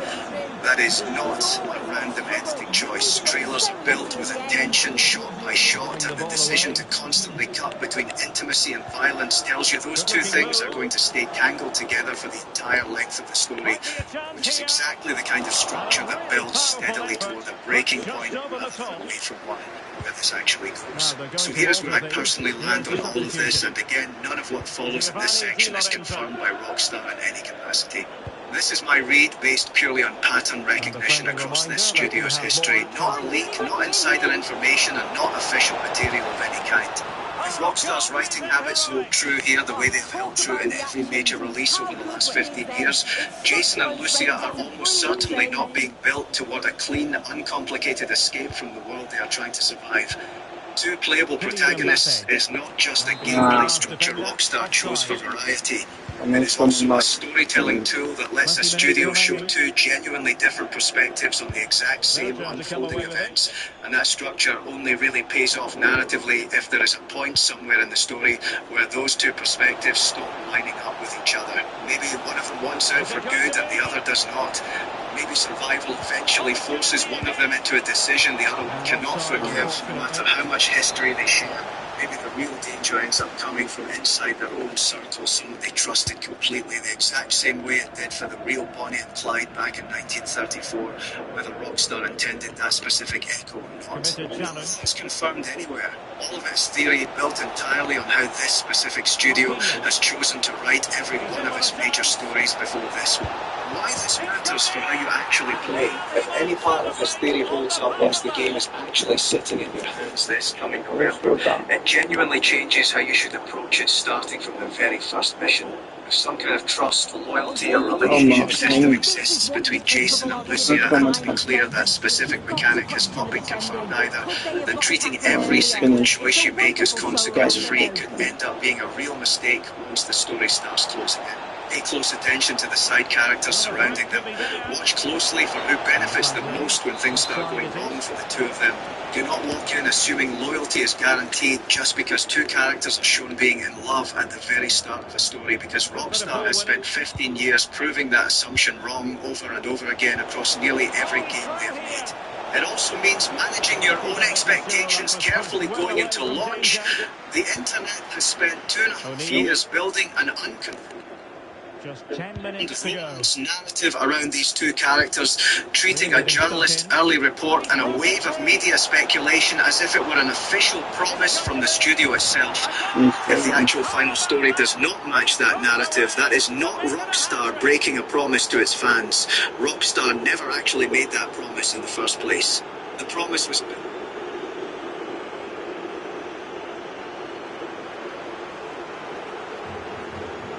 Well, here we can see again. You do have to feel for the keeper. He's left completely exposed at the back. Entirely by everyone else, one headline and one theory video at a time, and Rockstar simply never bothered to correct it. The part of Bonnie and Clyde's story everyone skips.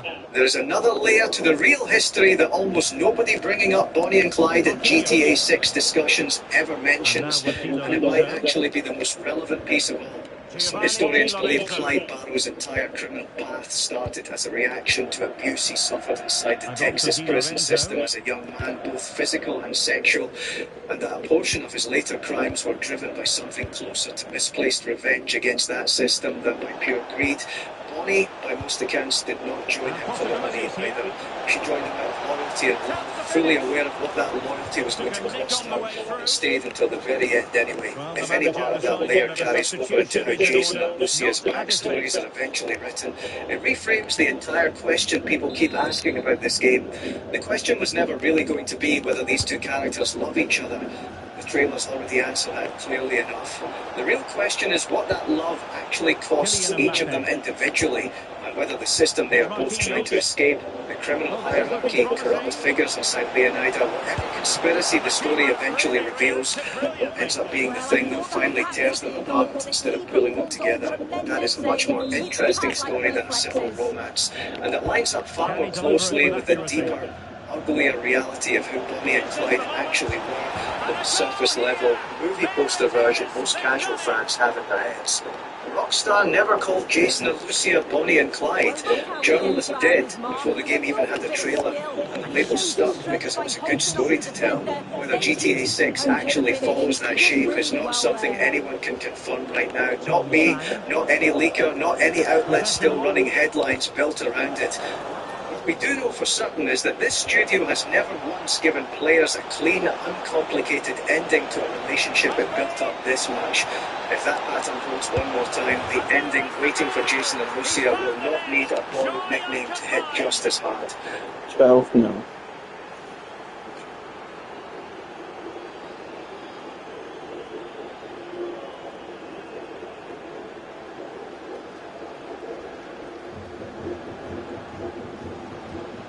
if we watch this again, it's all about the run. You've got to question the defending, but I don't want to take anything away from his superb individual goal.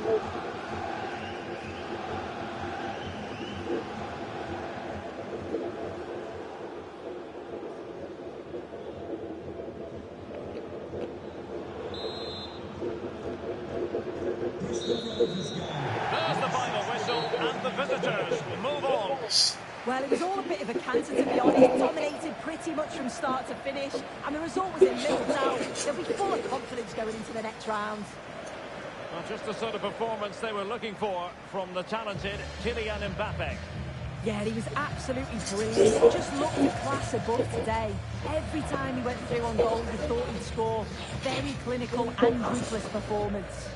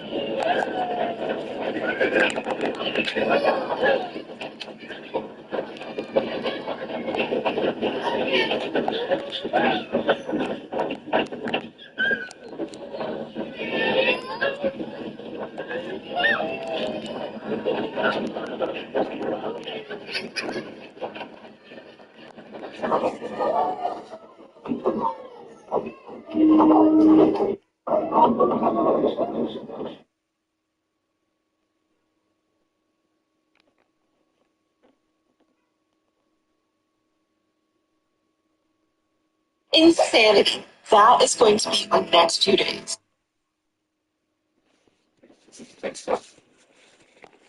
I mean, Man U. Baby Man United. I lost. Hi. Hey, chat. It's good. Hi. Hi. Hi, chat. Hi, chat. Hi. Hi, chat. Hi, chat. Hi. Hi. Hi. Hi, chat.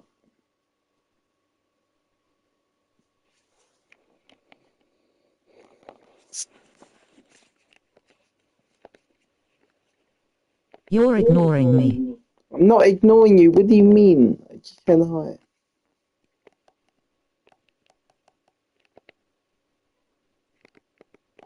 Hi. Really stop doing that. Hi.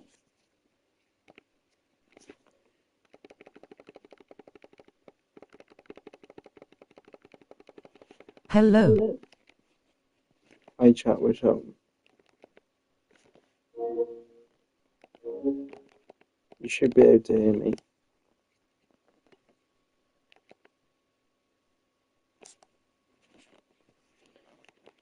What's your favorite team? Spurs.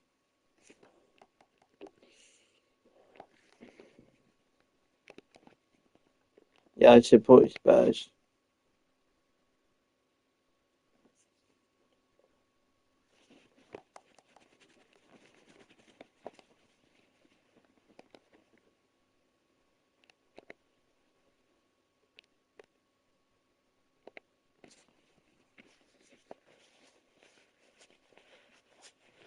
The atmosphere is electric as two teams worthy of the... Well, hello to you and welcome to another exciting game brought to you by EA TV. Guy Mowbray with you for commentary along with Sue Smith, and we're down to the last 16 in the FA Cup, the 5th round. It's Bristol Rovers and they play Leeds United. Yeah, we're starting to get into the main part of the competition now. Not many teams left, and it's about staying focused, playing your game, and it's not long now till we find out who's going to be in the quarters. Oh, just hold on, this could be a goal. Mbappe. What a stop, and under the upright. Mbappe missed. This is the Bristol Rovers team sheet. Jordan Pickford is the goalkeeper. Alphonso Davies starts with Giovanni Di Lorenzo in the fullback positions. Rodrigo Bentancur starts alongside Yves Bissouma in the heart of midfield, and they go with just one in attack. On the wrong side of the defence, offside.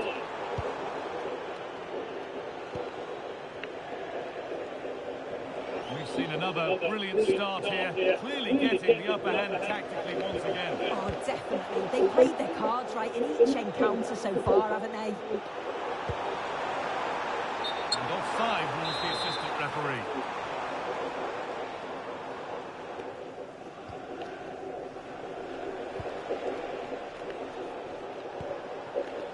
Longstaff.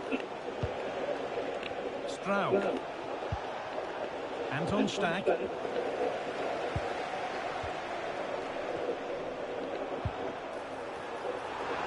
he's offside. The flag is up.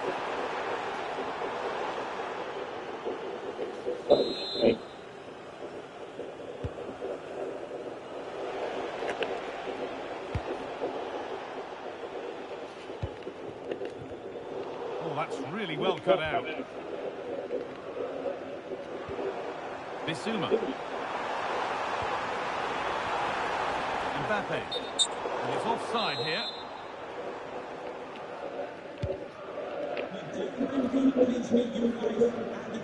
Good job done to keep it there. Well read to gain possession. Yeah, he was certainly on that in a flash, wasn't he? Now there could be an opportunity to counter. He's in here. Still a problem. Not far away with the final attempt on goal. That was a really quick break, playing forward with pace, and the movement off the ball was so intelligent, so close to finishing it off as well.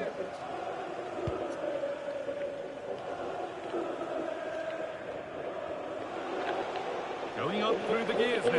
This has to be. Someone for the team there. Yeah, very short. Danny Olmo.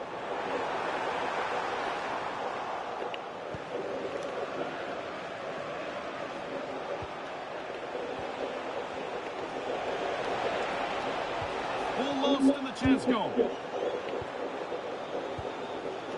Lamine Yamal. Just needs the composure now. This time, there it is. That's the breakthrough, and fully deserved, you have to say. What would it be with 5-9 if that didn't? Well, here's the replay, and it's so impressive how quickly they go from back to front. And as soon as Mbappe's 1v1 with the keeper, That's for my second goal. he gets so much power on the shot. The keeper's left with little chance, really.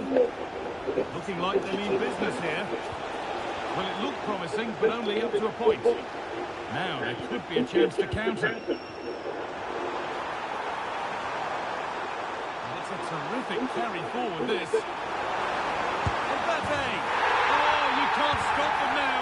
They've got another in double quick time.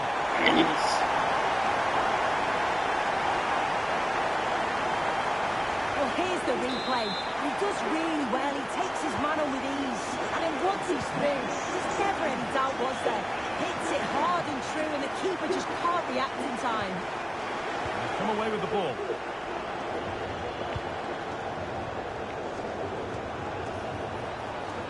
What a chance here. Oh, he saved it. Well, he's denied a certain goal there. It's fantastic reflexes.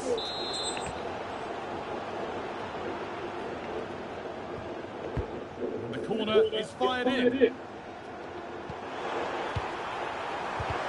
Crucial defending. Well, it's a good block under pressure there. He's got great timing, hasn't he? And the pass is incomplete. Nicely won. Now, this has to be. And 2 becomes 3 as he completes his hat-trick. A superb performance.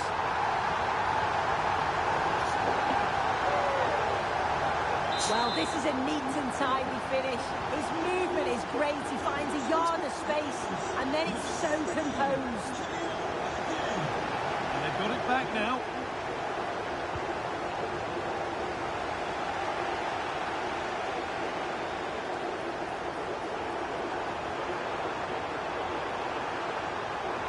He's in here.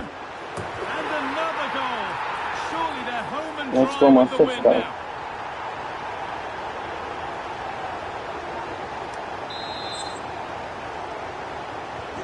After a goal that might be no way back, they restart once more.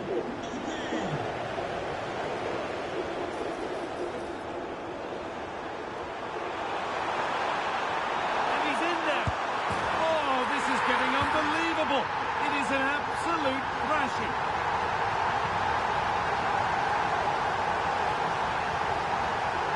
Well, here we can see it again, and this is what he's capable of given the time and space. You've got to question the defending. Could they have got a tackle in earlier? It's a wonderful solo effort, though.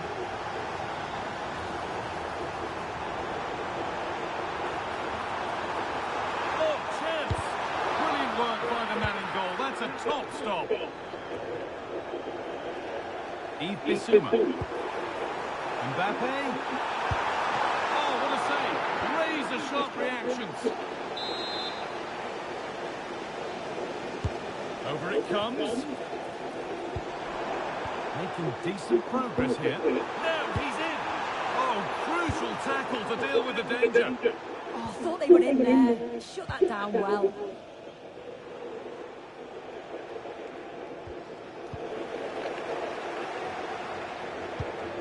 And the work pays off as they get the ball back.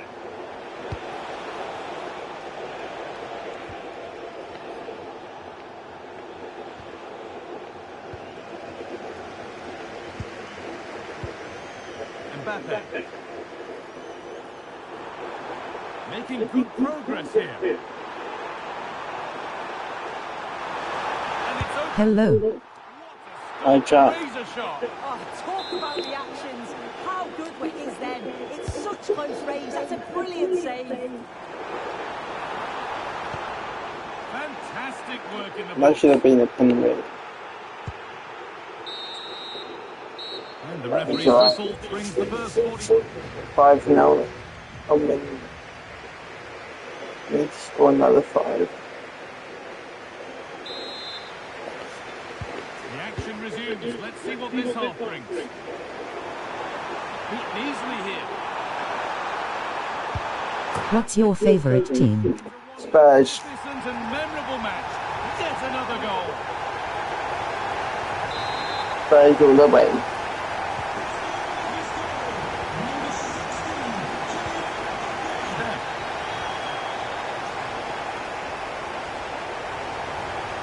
Need to get tighter here. But it will now be tidied up and cleared away. Can he finish? And that is how to stop a goal. And again. And they've scored. A goal to get the stadium jumping. He scored that time.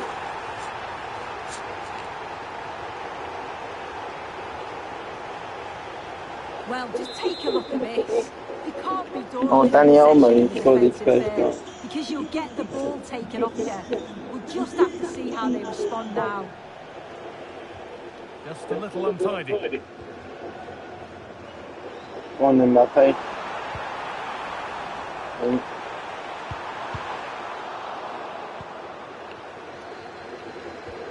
Let's go miss 8. Stack. Need to score 8. Longstaff.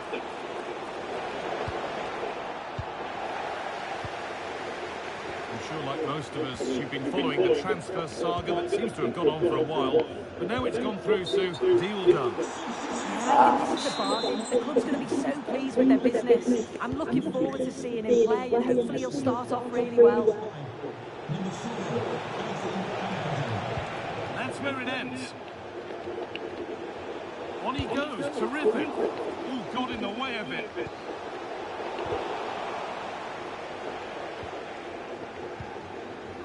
Kylian Mbappe. This is what they've been looking for, the counter-attack. Well, they couldn't quite take advantage at the end of that. Should score here. It's in. A well-taken goal.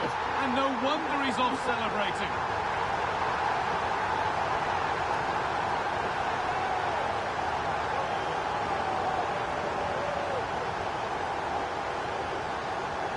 Well, we can see it here again, and you have to question the defending. The keeper's completely exposed. There's not much you can do with that. They did finish it off well, though. Some good work to win it there.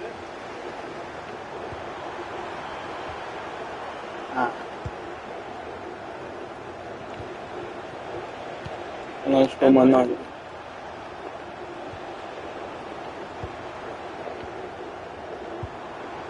Mbappe. And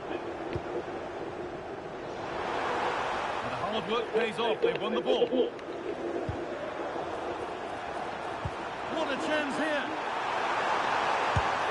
There it is. Dispatched well, much to the delight of the fans.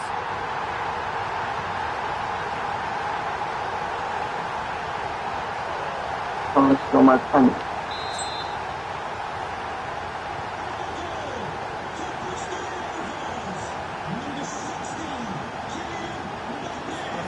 Ball lost. In case one my tent. James.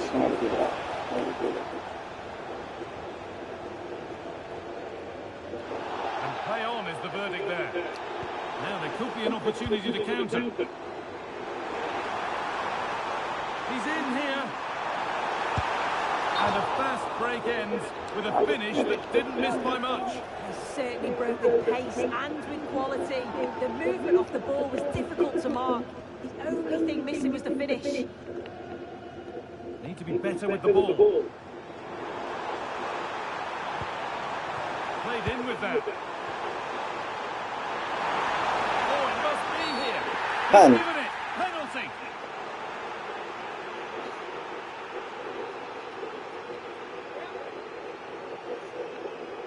I'm yeah.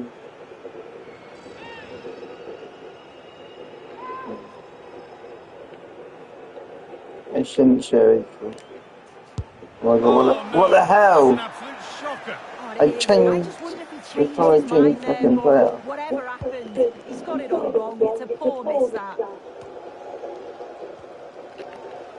Struggling to keep the ball there.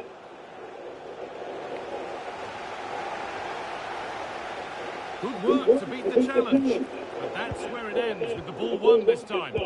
Well, here we go. Time for the transition. Bissouma. From Bissouma. That took a touch on the way out. I need to score one more goal. Let me just lock Well, in. close to controlling possession. It's really been a controlled display. The player on the ball always got an option, the ability to find space, see a pass and then execute it. It's been excellent, and they thoroughly deserve to be in the lead. Go on, Daniel, man. Never mind, someone else. Who scored that? In what? Well, here it is again, and it's shocking defending, you have to say. The keeper's left in an impossible position, and no wonder he's furious. It's a really poor goal to concede. Possession lost and won.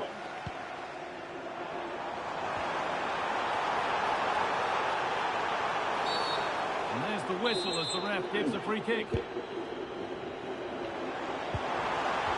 Forward progress continues. And it must be. Still not dealt with. Now it's in. Nothing he could do to stop the next one. And a little extra help wouldn't go amiss back there.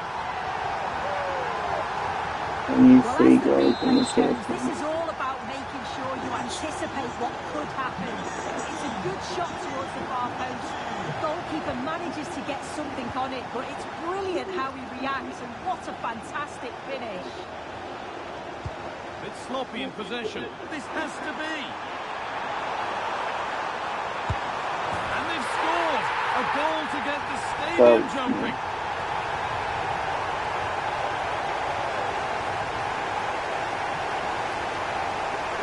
Well, here's the the replay. Despite lots of pressure from the defender, he manages to hold him off, gets his shot away. It's a good goal, that.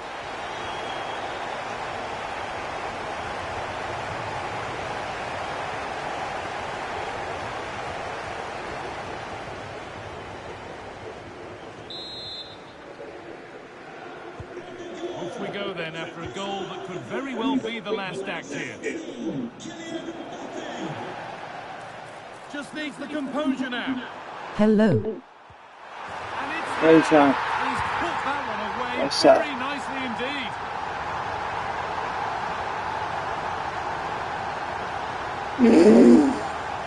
Well, this is great. I really like the way he slipped past his marker here. And as soon as he's through 1v1 with the keeper, he just smashes it. Such power in the strike. It's brilliant. And the pass is incomplete. Nicely won.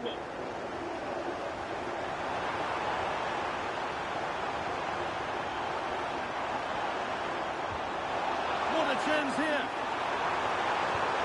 Still the chance. There it is. Laeze shoot at me. I don't really give shout outs in it.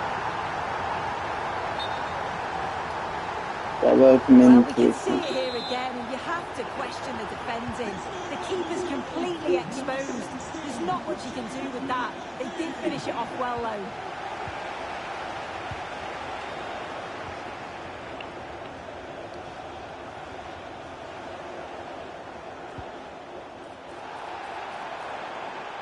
That one's gone out. Ben. Going to come. Kylian Mbappe. There's the cut inside. And that's two for him today. A superb performance. They can't contain him.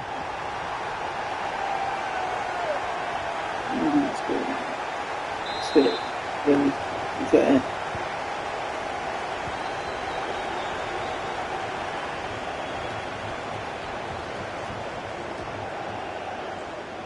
Moving forward well.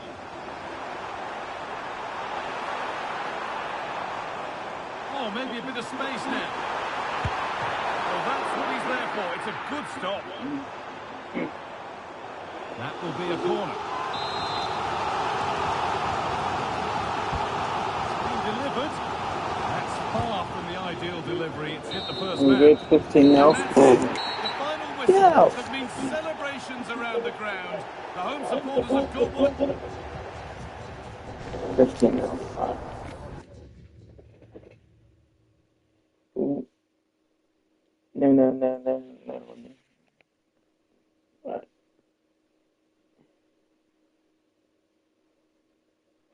I'm tempted not to do that. Alaba. We saying Alaba? No, I think it's against it. Okay.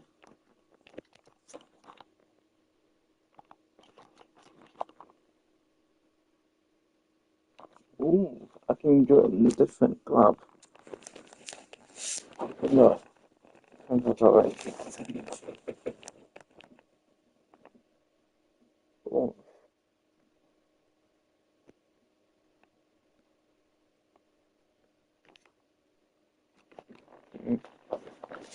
Let's see who I want to apply for.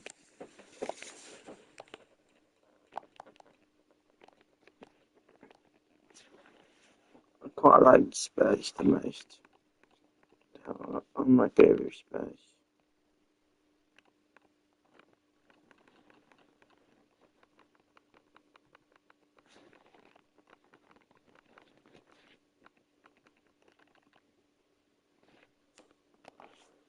Right.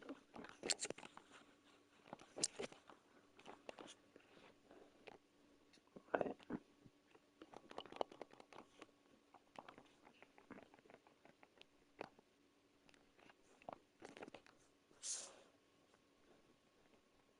Can I beat Crystal Palace? No, I cannot. Damn it.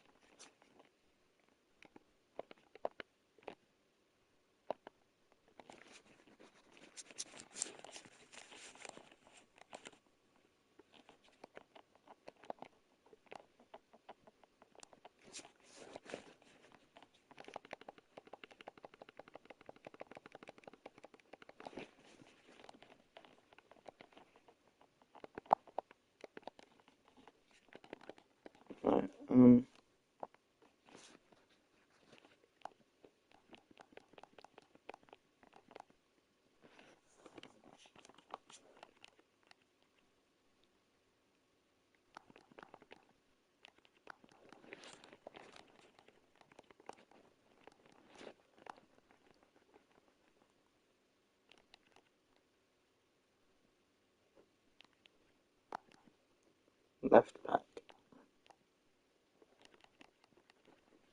Right here. Shit, I need. I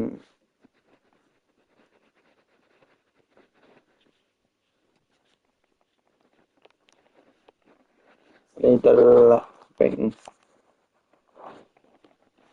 How much do I have now? Yeah, I need a left wing.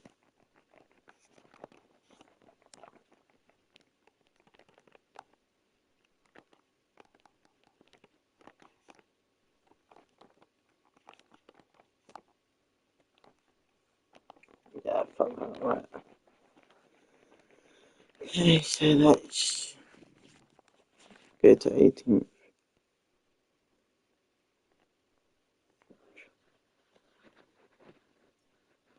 So then really, no, you could go.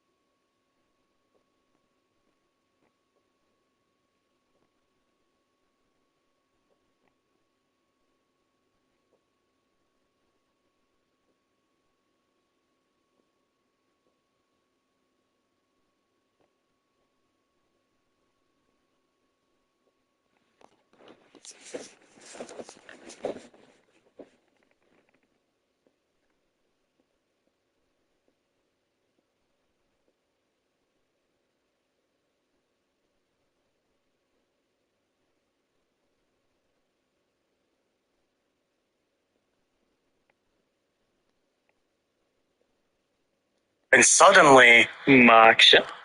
hello? The owner of our server had appeared right in front of my eyes. And he usually never gets on unless someone did something bad, so this couldn't be good. Listen, buddy, you did something a little while back, and so, starting right now, you're starting from ground zero. What? Absolutely nothing in your inventory. The admin removed everything out of my inventory. You see, a couple of months back, I broke a ton of rules. Since then, I've practically been cursed because I've been getting punished constantly. So I knew that in order to stop this cycle, I had to break this curse.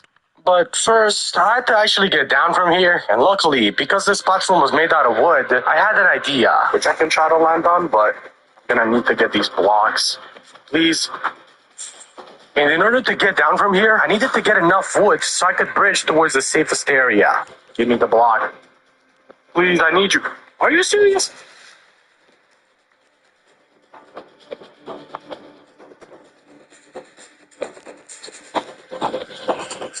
Okay, that's 3.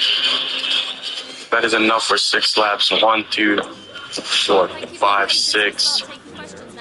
I don't think that's gonna land me. There's only a couple more blocks left. I am running out of blocks. I'm not gonna have enough. This side. Yes! I got that one. Yes!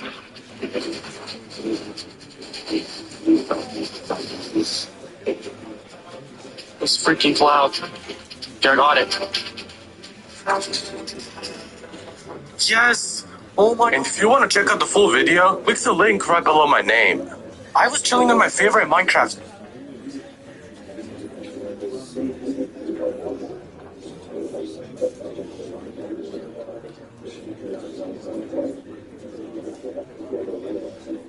Now let's listen to what he says. Vor allem die neue Aufgabe an. And how are you going to tackle him?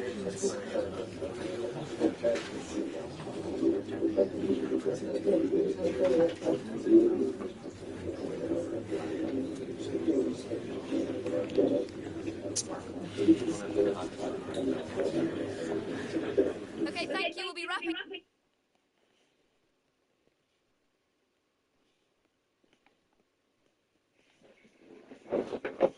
Right.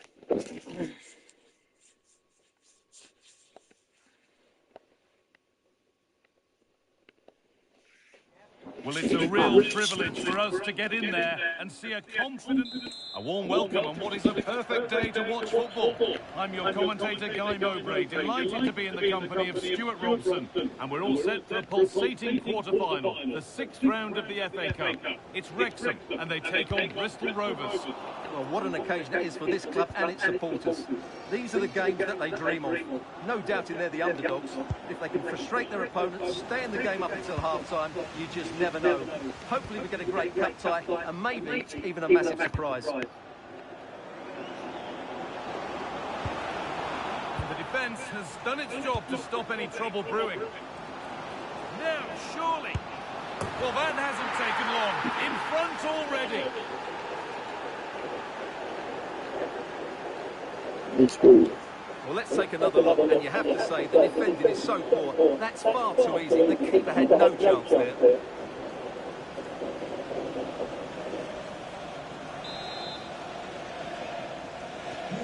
And we're back underway at 1-0. Callum Doyle.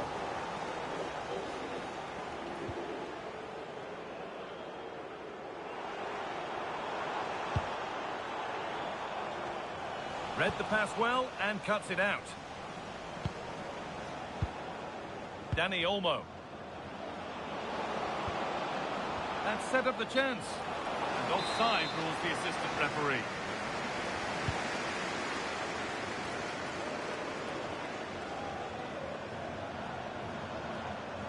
And today we see the first meeting of these two tactical minds. An interesting one. Yeah, both are very good coaches, so I'm expecting a really tense battle here.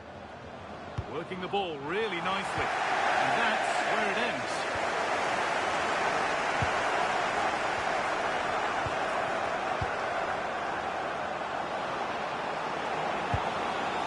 This could get interesting. And the flag's up. Offside. Well, he needs to be more aware there. He didn't work hard enough to stay onside. Great instinct there to cut it out. Danny Olmo. And the chance slips away. Just read the situation so well, didn't they?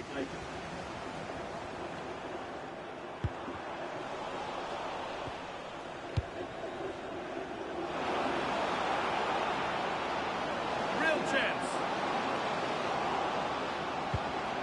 Oh, the build-up was lovely. The way it's ended, not so good. Well, now they could spring the trap. And that might have ended up a lot better than it has. Now, what can they do from here? That's it. Looking at that. Lovely setup.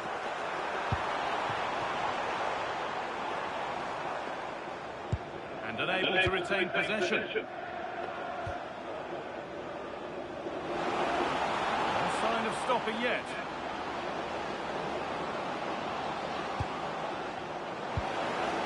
Now to deliver a good ball in. could take things forward a notch here. The ball is lost, and the chance has gone too. Here we go! But he's failed to hit the target. Well, that would have put them in complete control. He should have scored there.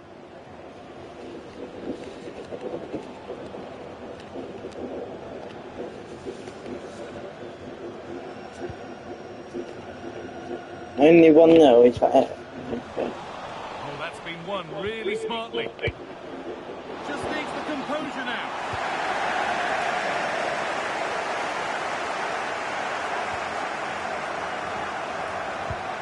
They've come away with the ball.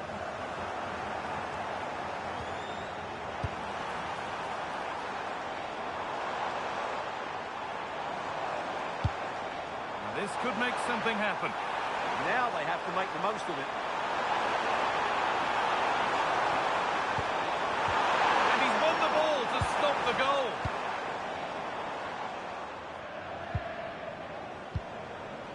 Dani Olmo. Mbappe. Oh, chance! They can't go any further here, offside.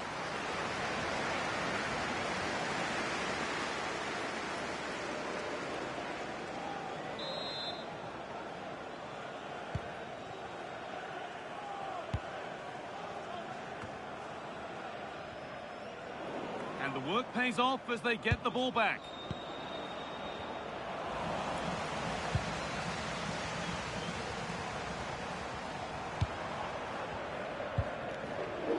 Taking advantage there to win the ball. Getting a bit frantic now. And they might be in. He's in here. Oh my fucking god, how the fuck did I miss that? Rather than place it. Vacuum fucking injury, fuck off. No one cares. I mean, you're gonna sub him off. You read. I'm afraid that's careless.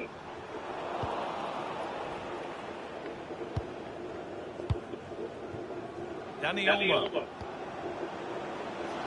Now, this has to be. And that's 2 minutes today. A superb performance. They can't contain him. And they scored third. Off we go. 2-0 the score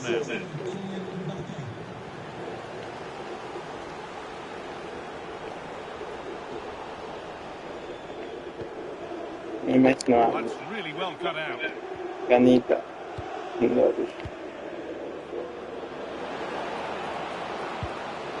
Mbappe, and it's on here. And 2 becomes 3 as he completes his hat-trick. A superb performance. Nice goal, fourth goal. The game restarts amidst a dominant first half performance. The scoreline tells you all you need to know.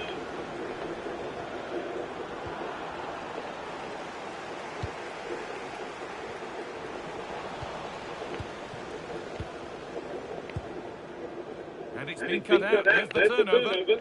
Good reading of the game.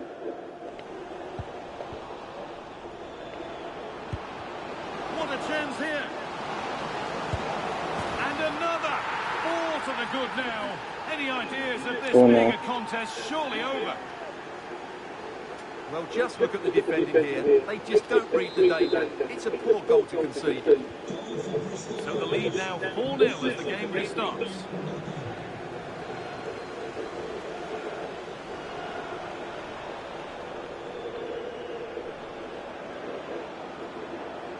Goes on past the defender.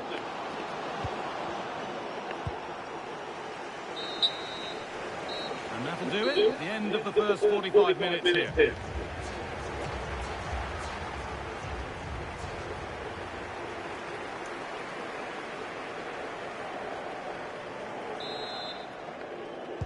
Here we go, the second half starts in what's been a very one-sided game so far.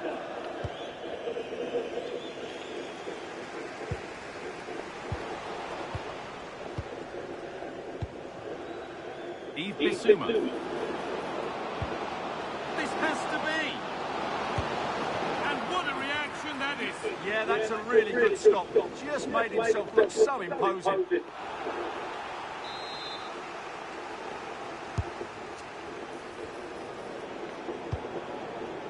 Real opportunity. That's not a bad save at all. Mbappe, what are you doing? Get your fucking shit together, nigga. It's put into the middle. There's no margin for error here. And able to come away with the ball. And that's where it ends.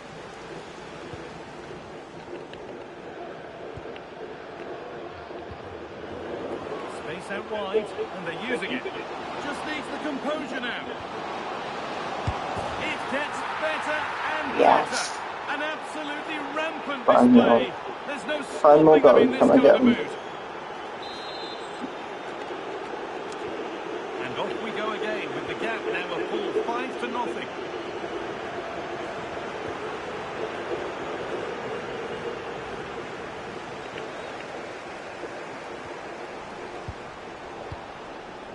He's in here. Could be now. And it's there. And he's put that one away very nicely indeed.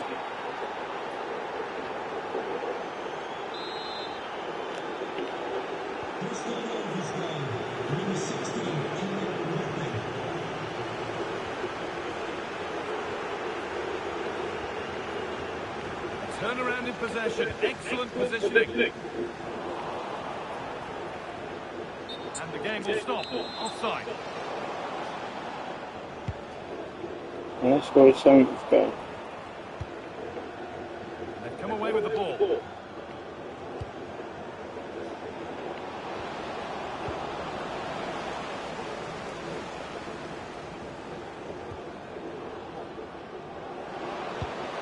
Mbappe.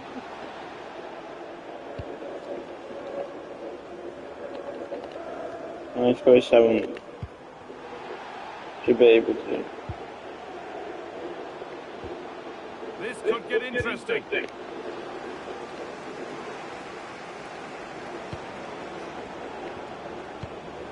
Pass was read and the ball has changed hands. Lamine Yamal. Dani Olmo.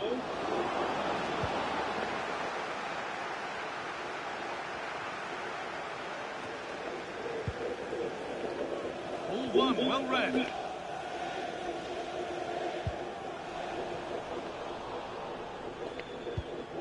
Could take things forward a notch here. Just needs the composure now. One more to the total. Yes. And there's no sign of them stopping there. Fantanka will first, there we go. And let's go on 8. Should be. They've given it away here.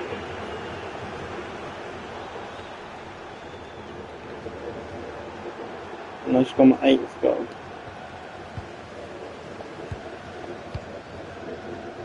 The pass is incomplete. Nicely won. On he goes. Terrific.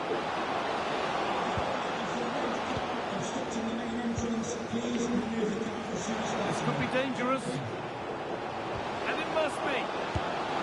It's in, but he knew, and the flag went up quickly. Well, you can see from his reaction, he knew that wouldn't count.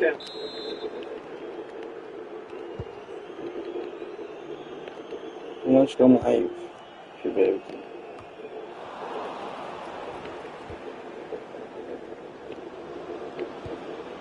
Dani Olmo. They've lost it needlessly, really.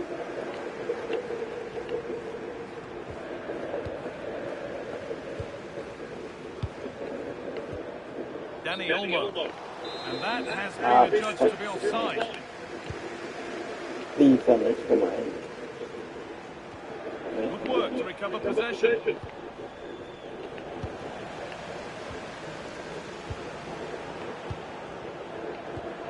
Now, this has to be. Must be. Oh, it's in. Yeah, oh, fine. yes, what a way to silence Well, let's this go on crowd. 9th. Please take me to go on 9th. Should be.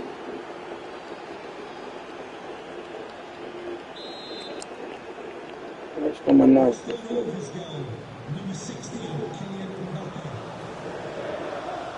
Kakachi.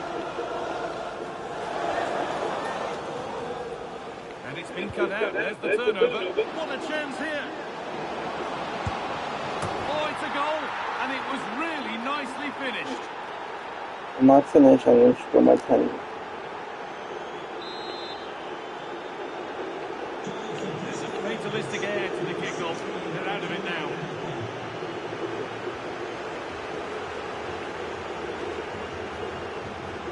He's in here.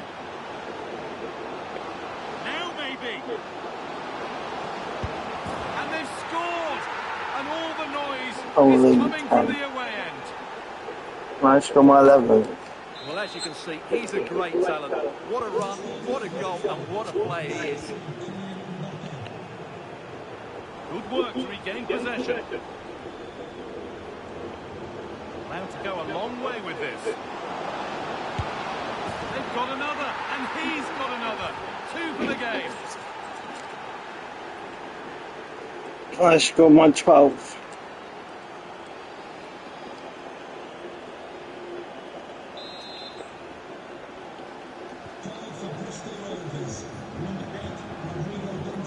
Taking advantage there to win the ball.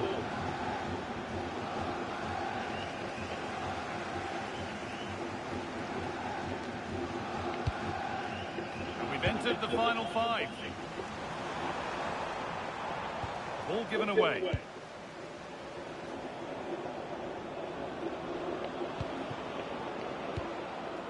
Danny Olmo. And they went too soon. It's offside. There's going to be a change now. Coming onto the pitch, number 18, Ben Sheaf.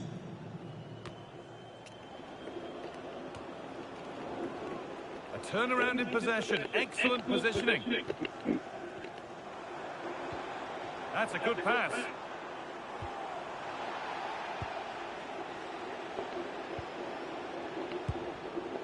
Kylian Mbappe. There's something on here, a chance to attack. Surely now. Now it's in. Nothing he could do to stop the next one. And a little extra help wouldn't go amiss back there. I hope I can score my 13.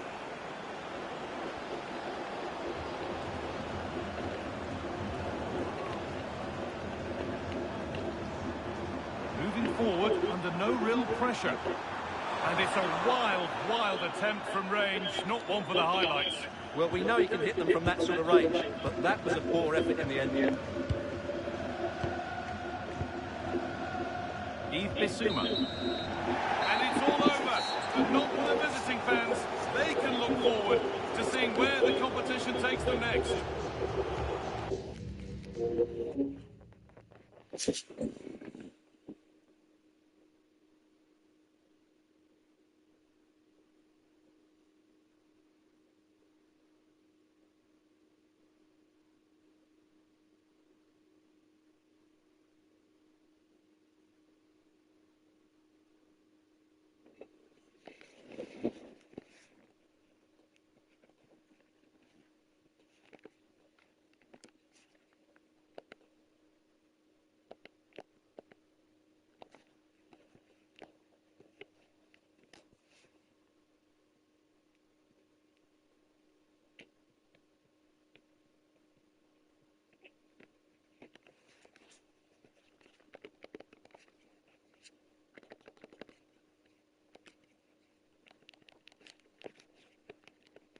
Cup.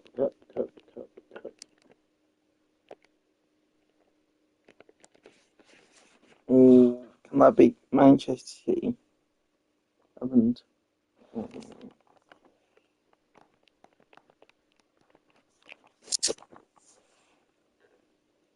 I beat Manchester City? Please beat Manchester City, actually. I've got a challenge. Can I beat Everton?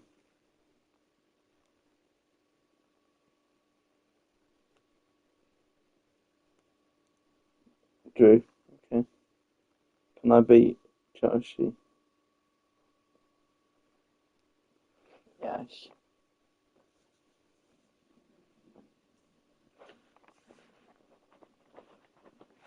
Ooh, semi-finals.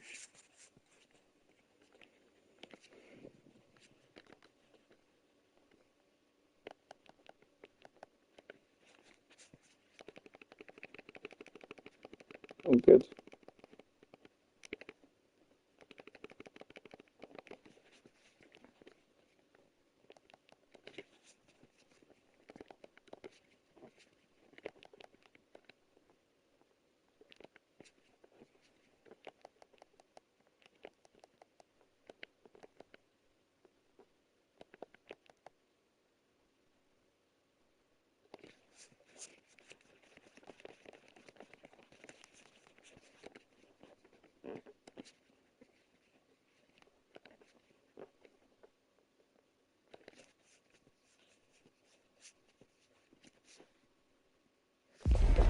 Everyone on tenterhooks, and you can understand why. Only four. Hello, everyone, and here's the bad news, first of all. A weather system has stalled over northwest London, and it's a soggy scene at Wembley Stadium. I'm Derek Ray, and sitting alongside me with her tactical chart is Sue Smith.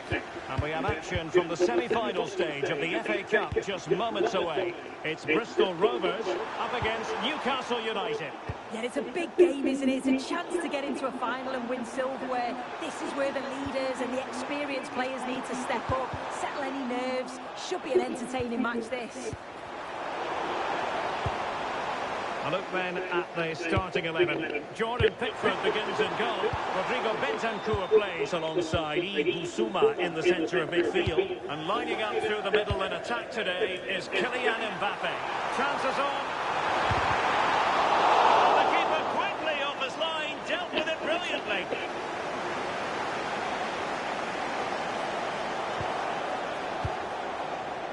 Mbappe, opportunity it is. It's the opening statement in this semi-final, putting them in front, and there they intend to stay. Well, here we can see it again. You do have to feel for the keeper. He's left completely exposed at the back. He never really had much of a chance. Poor defending, you have to say. Back underway, and 1-0 it is. Let's see what happens next.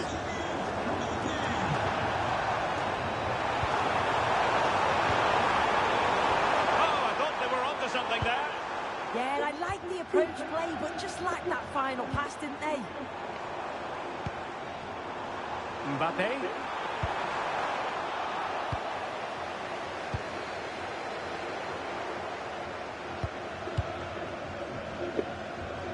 Guimaraes.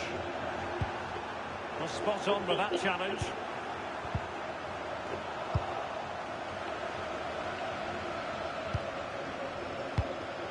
Gavi. Really good build-up, but no end product.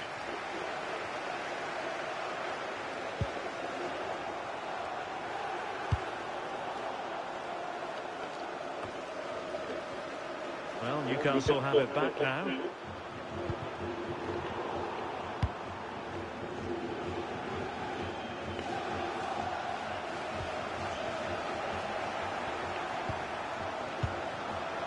Danny Olmo, he's in with a chance. And a goal! They've added to the lead. Much needed security.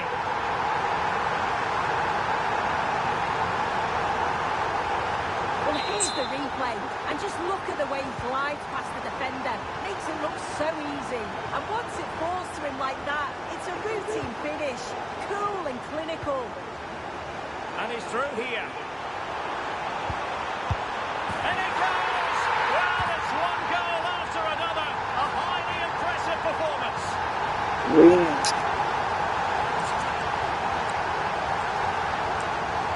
Well, we can see it here again, and you have to question the defending. They're making corners. Completely exposed. There's not much you can do with that. They did finish it off well, though. And they have possession again.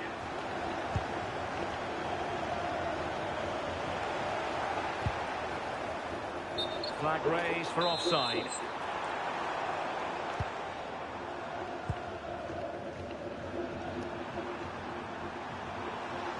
They're putting in quite the shift to win the ball back.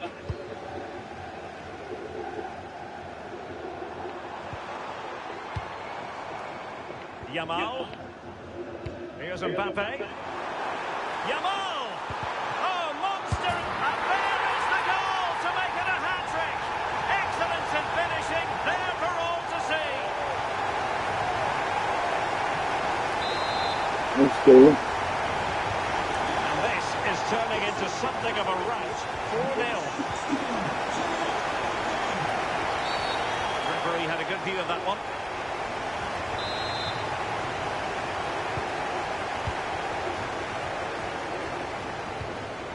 Bissouma. And support available. Yamal! It could be up for grabs. And hitting it from close range, but the woodwork in the way. Well, I think from that distance he should be scoring, or at least test the goalkeeper.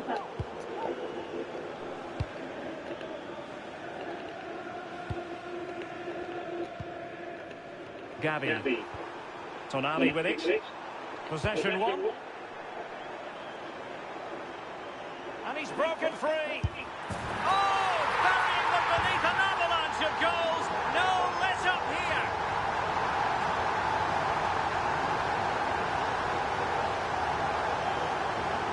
Well, if we take another look, he just glides past his man. The defender just can't live with him. And once he's in, it's all about the finish. No messing. He's in here. It's gone in! And well, he might celebrate on the back of that.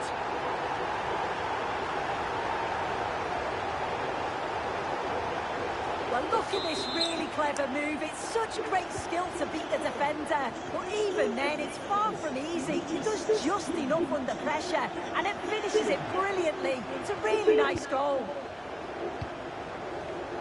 And intercepted it. And teammates around him. No, score my zone. Sandro Tonali.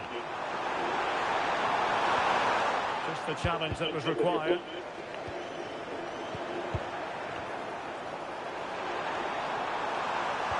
Now opening things up. That's what you call defending from the front. Possibilities here.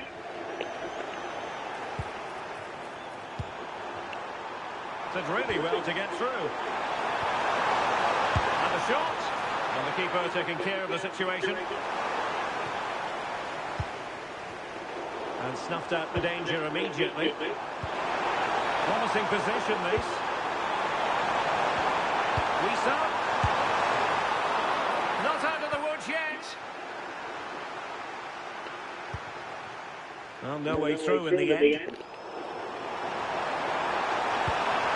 Could be troublesome. He's in behind. There it is! A fantastic goal, and no wonder he's off celebrating. Oh, he's left his marker for dead. Well, in there to tidy up.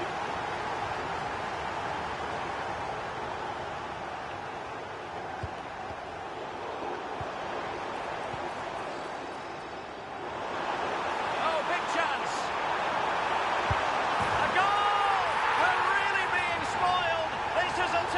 7-1. Not clean sheet. So on with the game, but I do wonder, has this match already slipped away from them? Well, the referee has instructed the fourth official to put 2 minutes. Real chance. Oh, might get to it. And second time around, he scores. But the keeper left to wonder what his defenders were doing. As the replay shows, the goalkeeper does everything he can. He's a bit unfortunate it goes in, but question marks have to be asked of his defence. They could have certainly helped him out.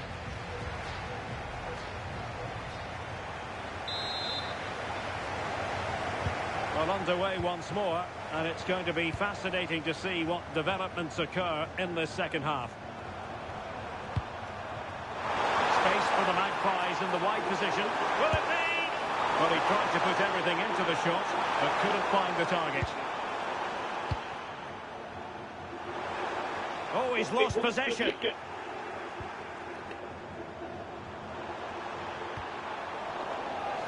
Throw in then for Newcastle.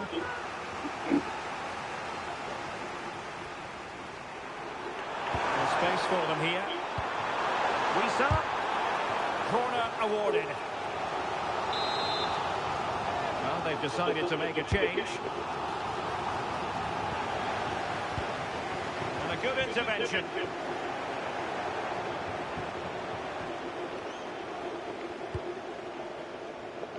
Well, there's been so much talk about a potential transfer, but it's potential no more. It's fact.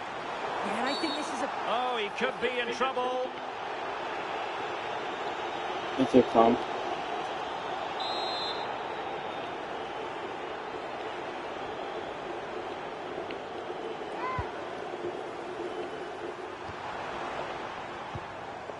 Bentancur.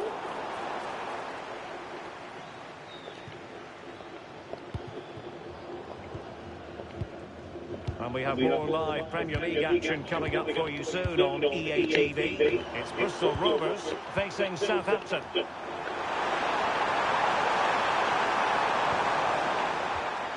And with that, the attack fizzles out. Neither side able to keep the ball. Oh, he's through here. And in range. And a goal this time. Applying the finishing touch. Just what the doctor ordered. Come on, let's go my forte, goal. Okay. Gavi. Good work to regain possession.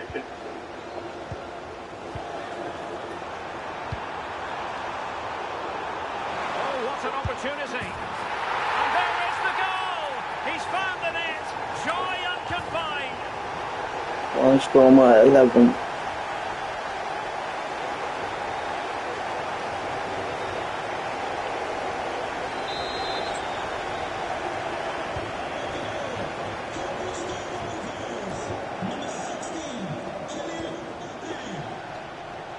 And into the last 30 minutes now.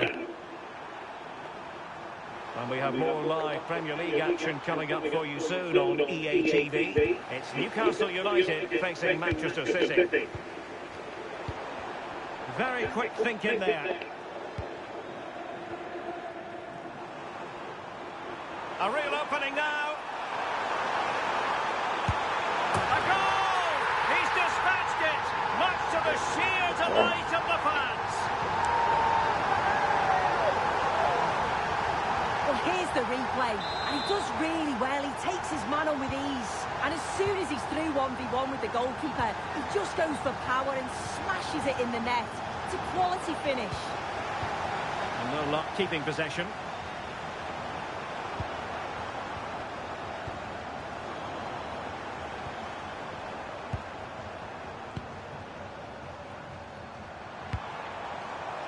Lamine Yamal. Oh, managing to beat him. And he scored not once but twice. They simply cannot stop him. And no wonder he's enjoying himself.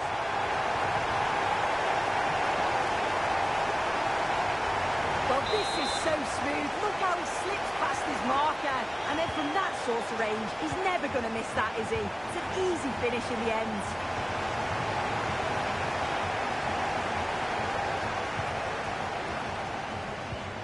A good tackle.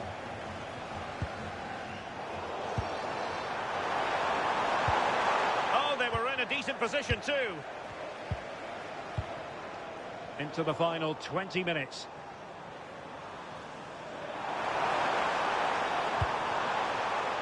And it's with Hall. And with that, the attack fizzles out. Well, they might be able to launch a counter-attack. Mbappe, opportunity it is. Oh yes, it's gone in, and now a chance for them to revel in the moment. Well, here's the replay. You do have to feel for the keeper though. He's been completely exposed, but once he he's through. It's a neat finish, very cool and collected. Let's go 14. Good work from Newcastle to win it back.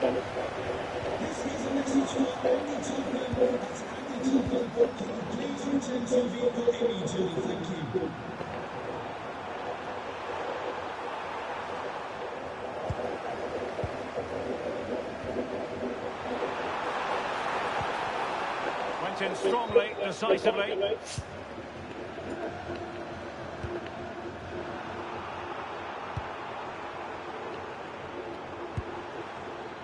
Kylian Mbappe.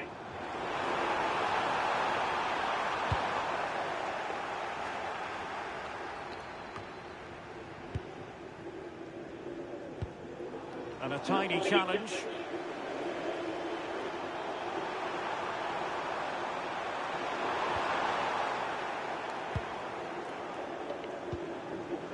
Mbappe.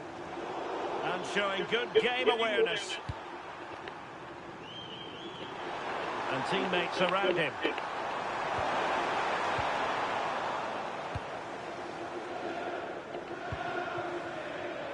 Mbappe. Nice looking move this. And he's through here.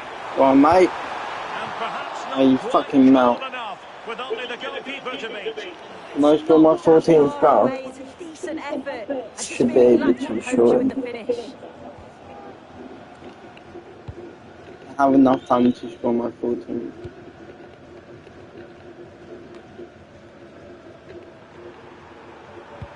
And the challenge halts them in their tracks. Dani Olmo. Even Bissouma has it. And credit due, a good intervention.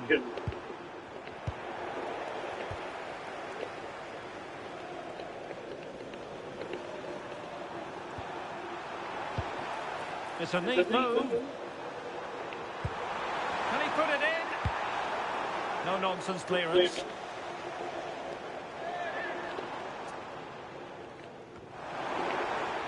And the referee is going to add on 3 minutes.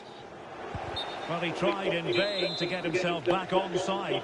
Well, he's got to do better there. He's got to realise the Let's go, situation my and keep 14. hold of the ball a bit longer so that he can get back on side.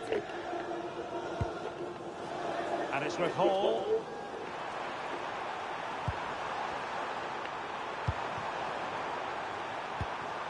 And the timing was perfect. Ball one. There's the final whistle. The home fans are jubilant. They are going through. Well.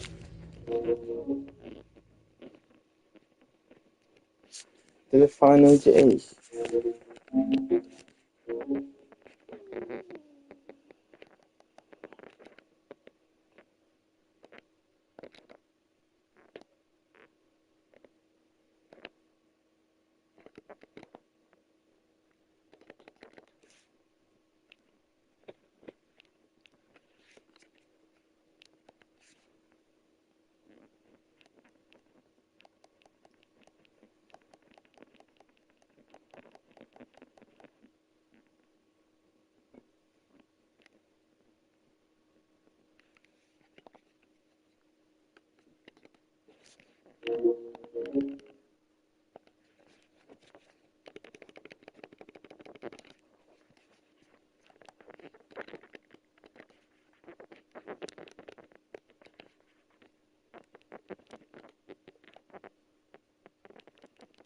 Oh, against Arsenal.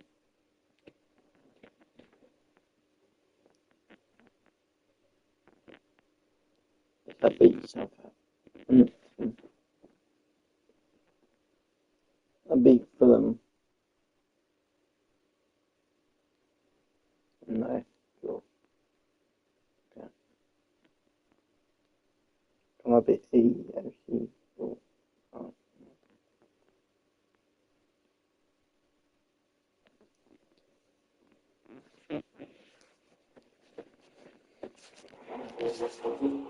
I think I'm final.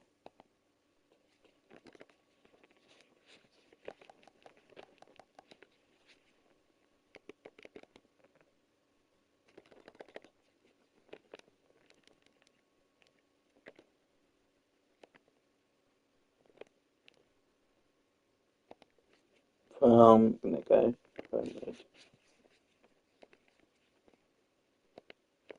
Again, it starts. It's the final countdown.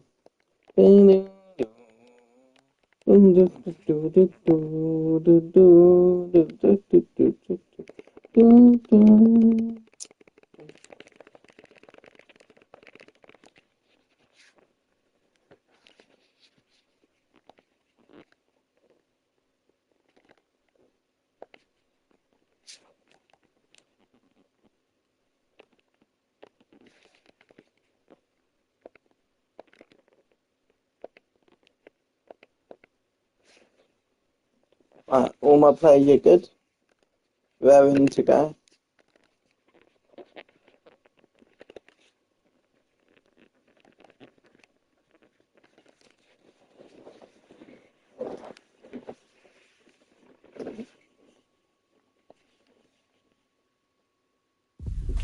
Well, here we are with a final fit for the history books. The two best...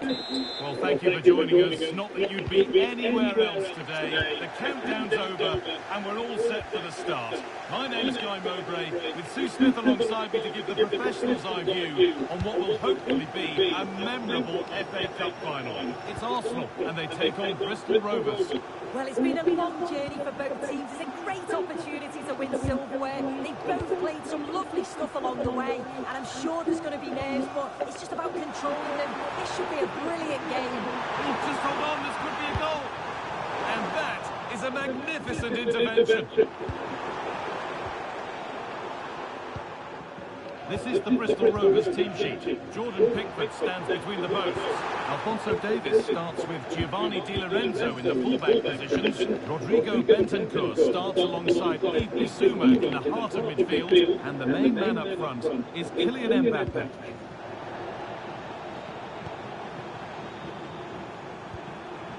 Yamal. What a chance here. Dani Olmo.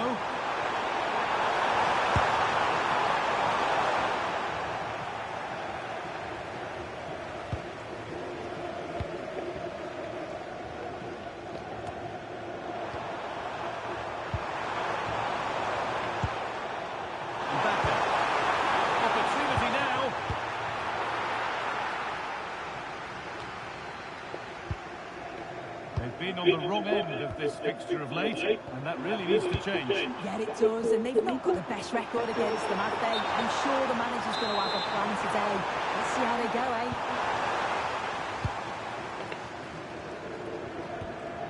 Rice. Now Saka.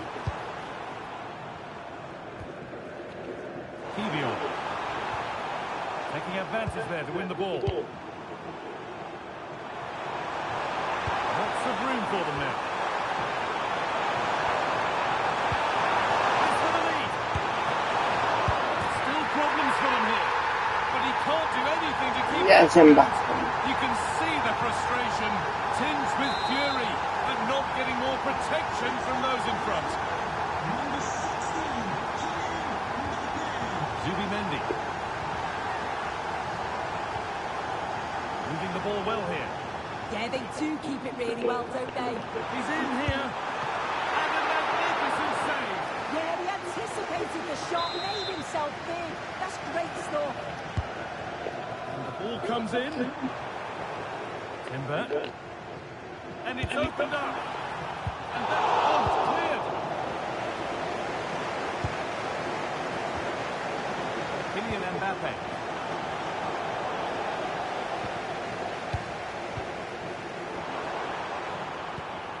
Sloppy in possession from Arsenal.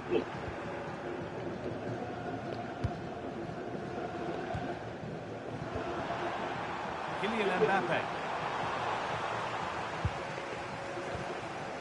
Militao. Saka. On to Rice. Oh, could be here.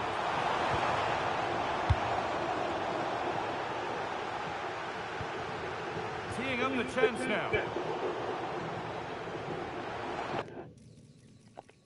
Alphonso Davies, I think.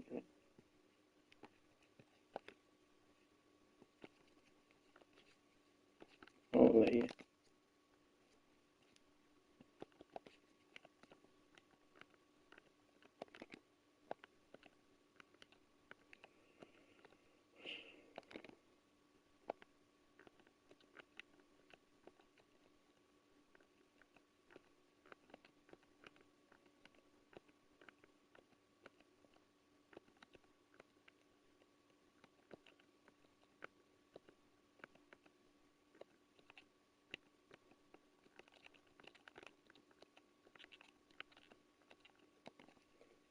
Oh, it's too. Is this the equaliser?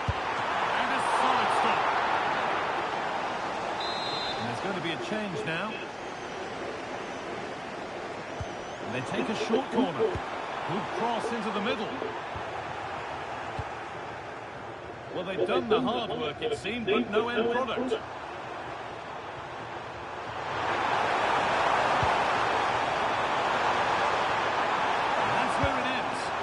Yeah, it was nice up to a point and then just lacked that bit of quality, didn't they?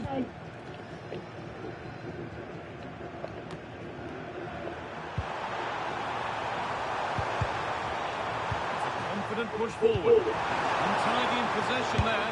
Can he finish? And that's given them an even tighter grip on this final. What a moment this is. He's got that forward. If we watch this again, I love how he just dances by his marker like he's not even there. And then he just shows his cool to finish it off well. Militao.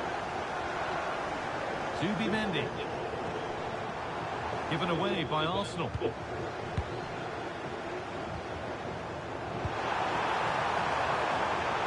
Just needs the composure now.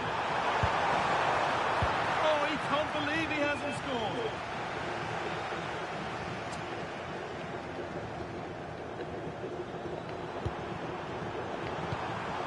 In with that. They're in here.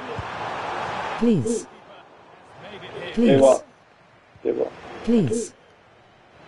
Please. Don't be a bitch. Oh, a drop in focus and a cheap throw-in conceded.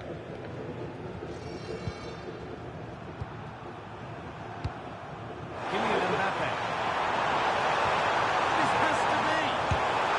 And they're 3 in front now. What a performance this has been so far.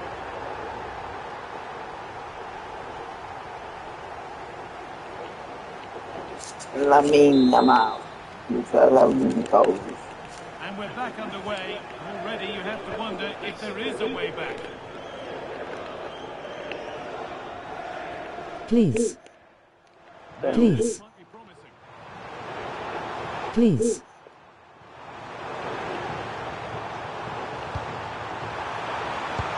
Taken cleanly and held on to. Stop them, please. All one, well read.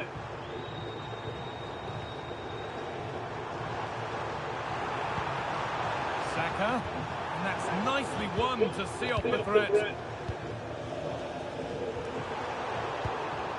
Lovely setup. Delivered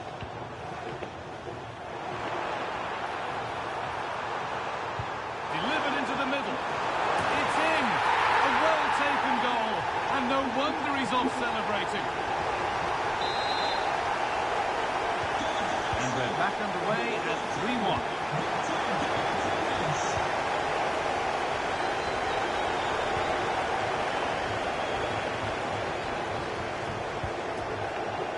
Saka. Arsenal with 8 space to attack.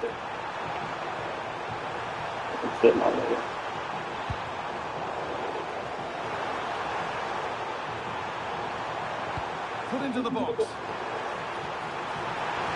to start something. And that will do it for the first half. 3-1.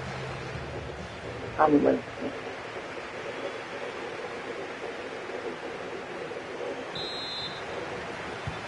Ball is rolling and the second half is underway.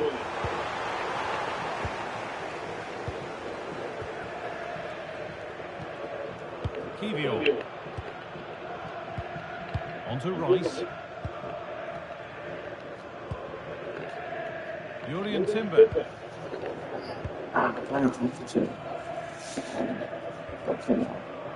No, that was good. Touchline it goes. It'll be a throw in now.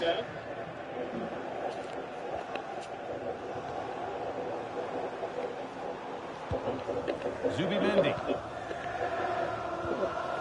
Jakub Kiwior. Arsenal trying to get things moving. Oh, great block. And that was made easy for the goalkeeper. Arsenal are making a change here.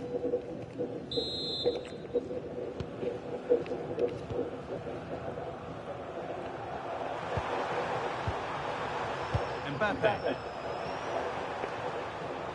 Well, we have more coverage from the Premier League coming up for you here on EA TV as Arsenal face Manchester United. That's one surely not to be missed. Well, far from the most accurate pass you'll see today. Throw in to come.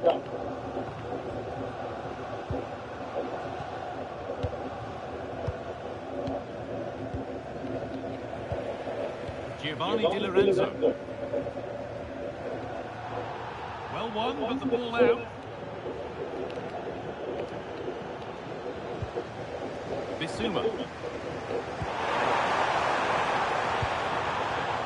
I'm afraid that's careless.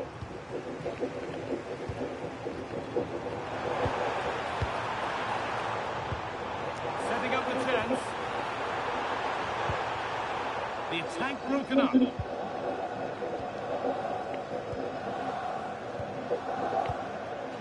Mbappe.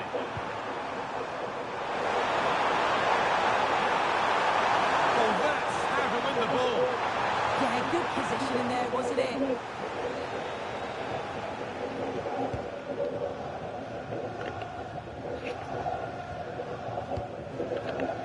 Rice. Now Saliba.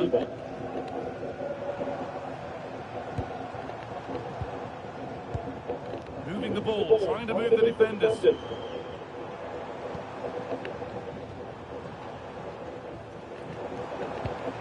Well, he's lost the ball, and any chance is gone.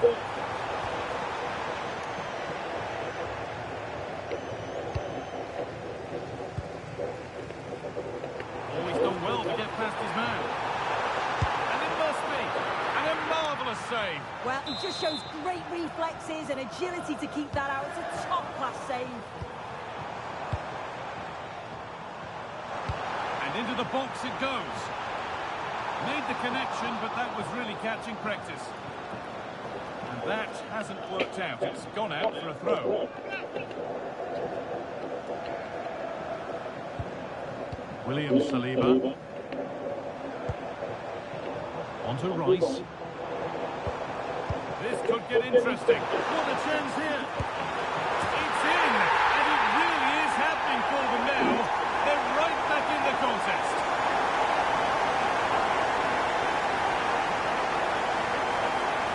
Well, here's the replay. You do have to feel for the keeper though. He's been completely exposed, but once he's through, it's a neat finish. Very cool and collected. And Arsenal just the one behind now, and you sense that momentum may be with them.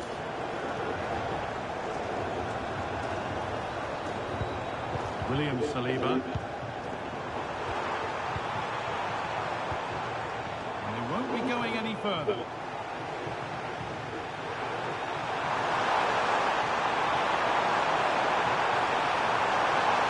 They're not getting close enough here. Well, it looked promising, but only up to a point.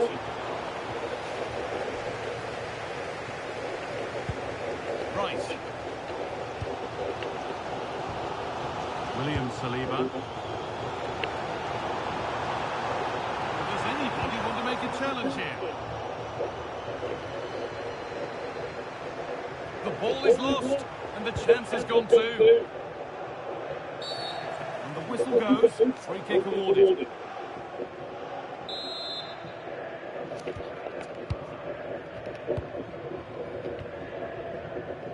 Yamal. Kylian Mbappe. Arsenal with the ball again.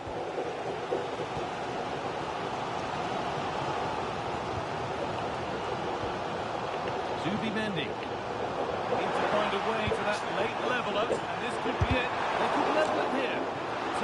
bit of blocking. And time very much ebbing away. It's starting to feel like it's now or never. And it's nicely stopped and held by the keeper. Should score here. Surely now. Looking to double his tally, but will have to wait. They certainly answered out there, showing up in dangerous spots quite often now. It's put into the middle. And away, but not far. Timber. Jurien Timber. Turn around in possession. Excellent positioning.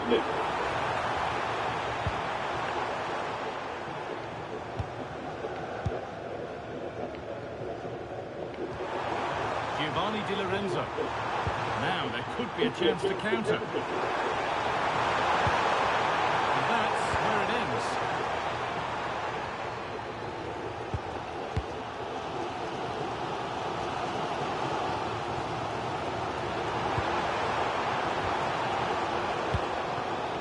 Mbappe. He's setting something now. It's the score! Oh, great work from the keeper to keep it out. They shall not pass.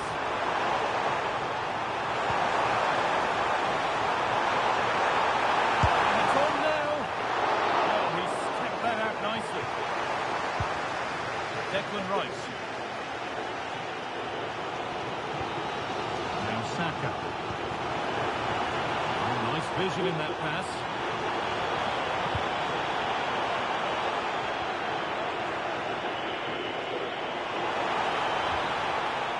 Miscue in the final third there.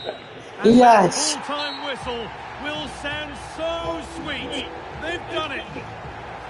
Well, you can see the two different emotions, can't you? It's horrible not to win at this stage, but it is all about performing on the day, and they did that.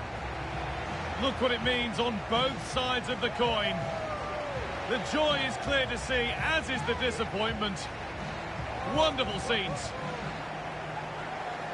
Oh, you've got to enjoy every second of this, haven't you? It's a huge achievement.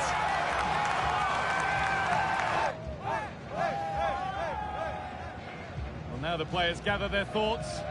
The handshakes begin, and they go up to receive their prizes. Well, the hard work and the dedication, it makes it all worthwhile for moments like this. There will be so many emotions running through the heads of all of these players. And now the big moment, the trophy lift itself. Oh, just listen to that atmosphere. Look how much the players are enjoying it. I really don't think they want this moment to end. This is why they play the game. One more time. Well, the fans travel all over and they're enjoying these moments just as much as the players, and rightly so. Yeah, it's a lovely touch for them to take the trophy over to their loyal band of supporters. Cameras are raised. Everybody's getting a piece of this. Well, Guy, did they learn these dance moves off you? I'm tempted to throw a few shapes myself up here. This is wonderful to be a part of.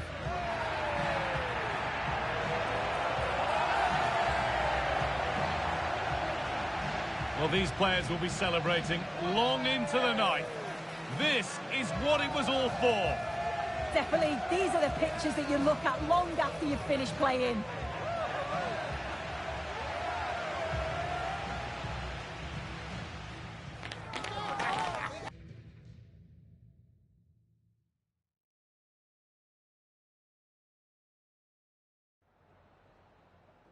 Some questions regarding the match.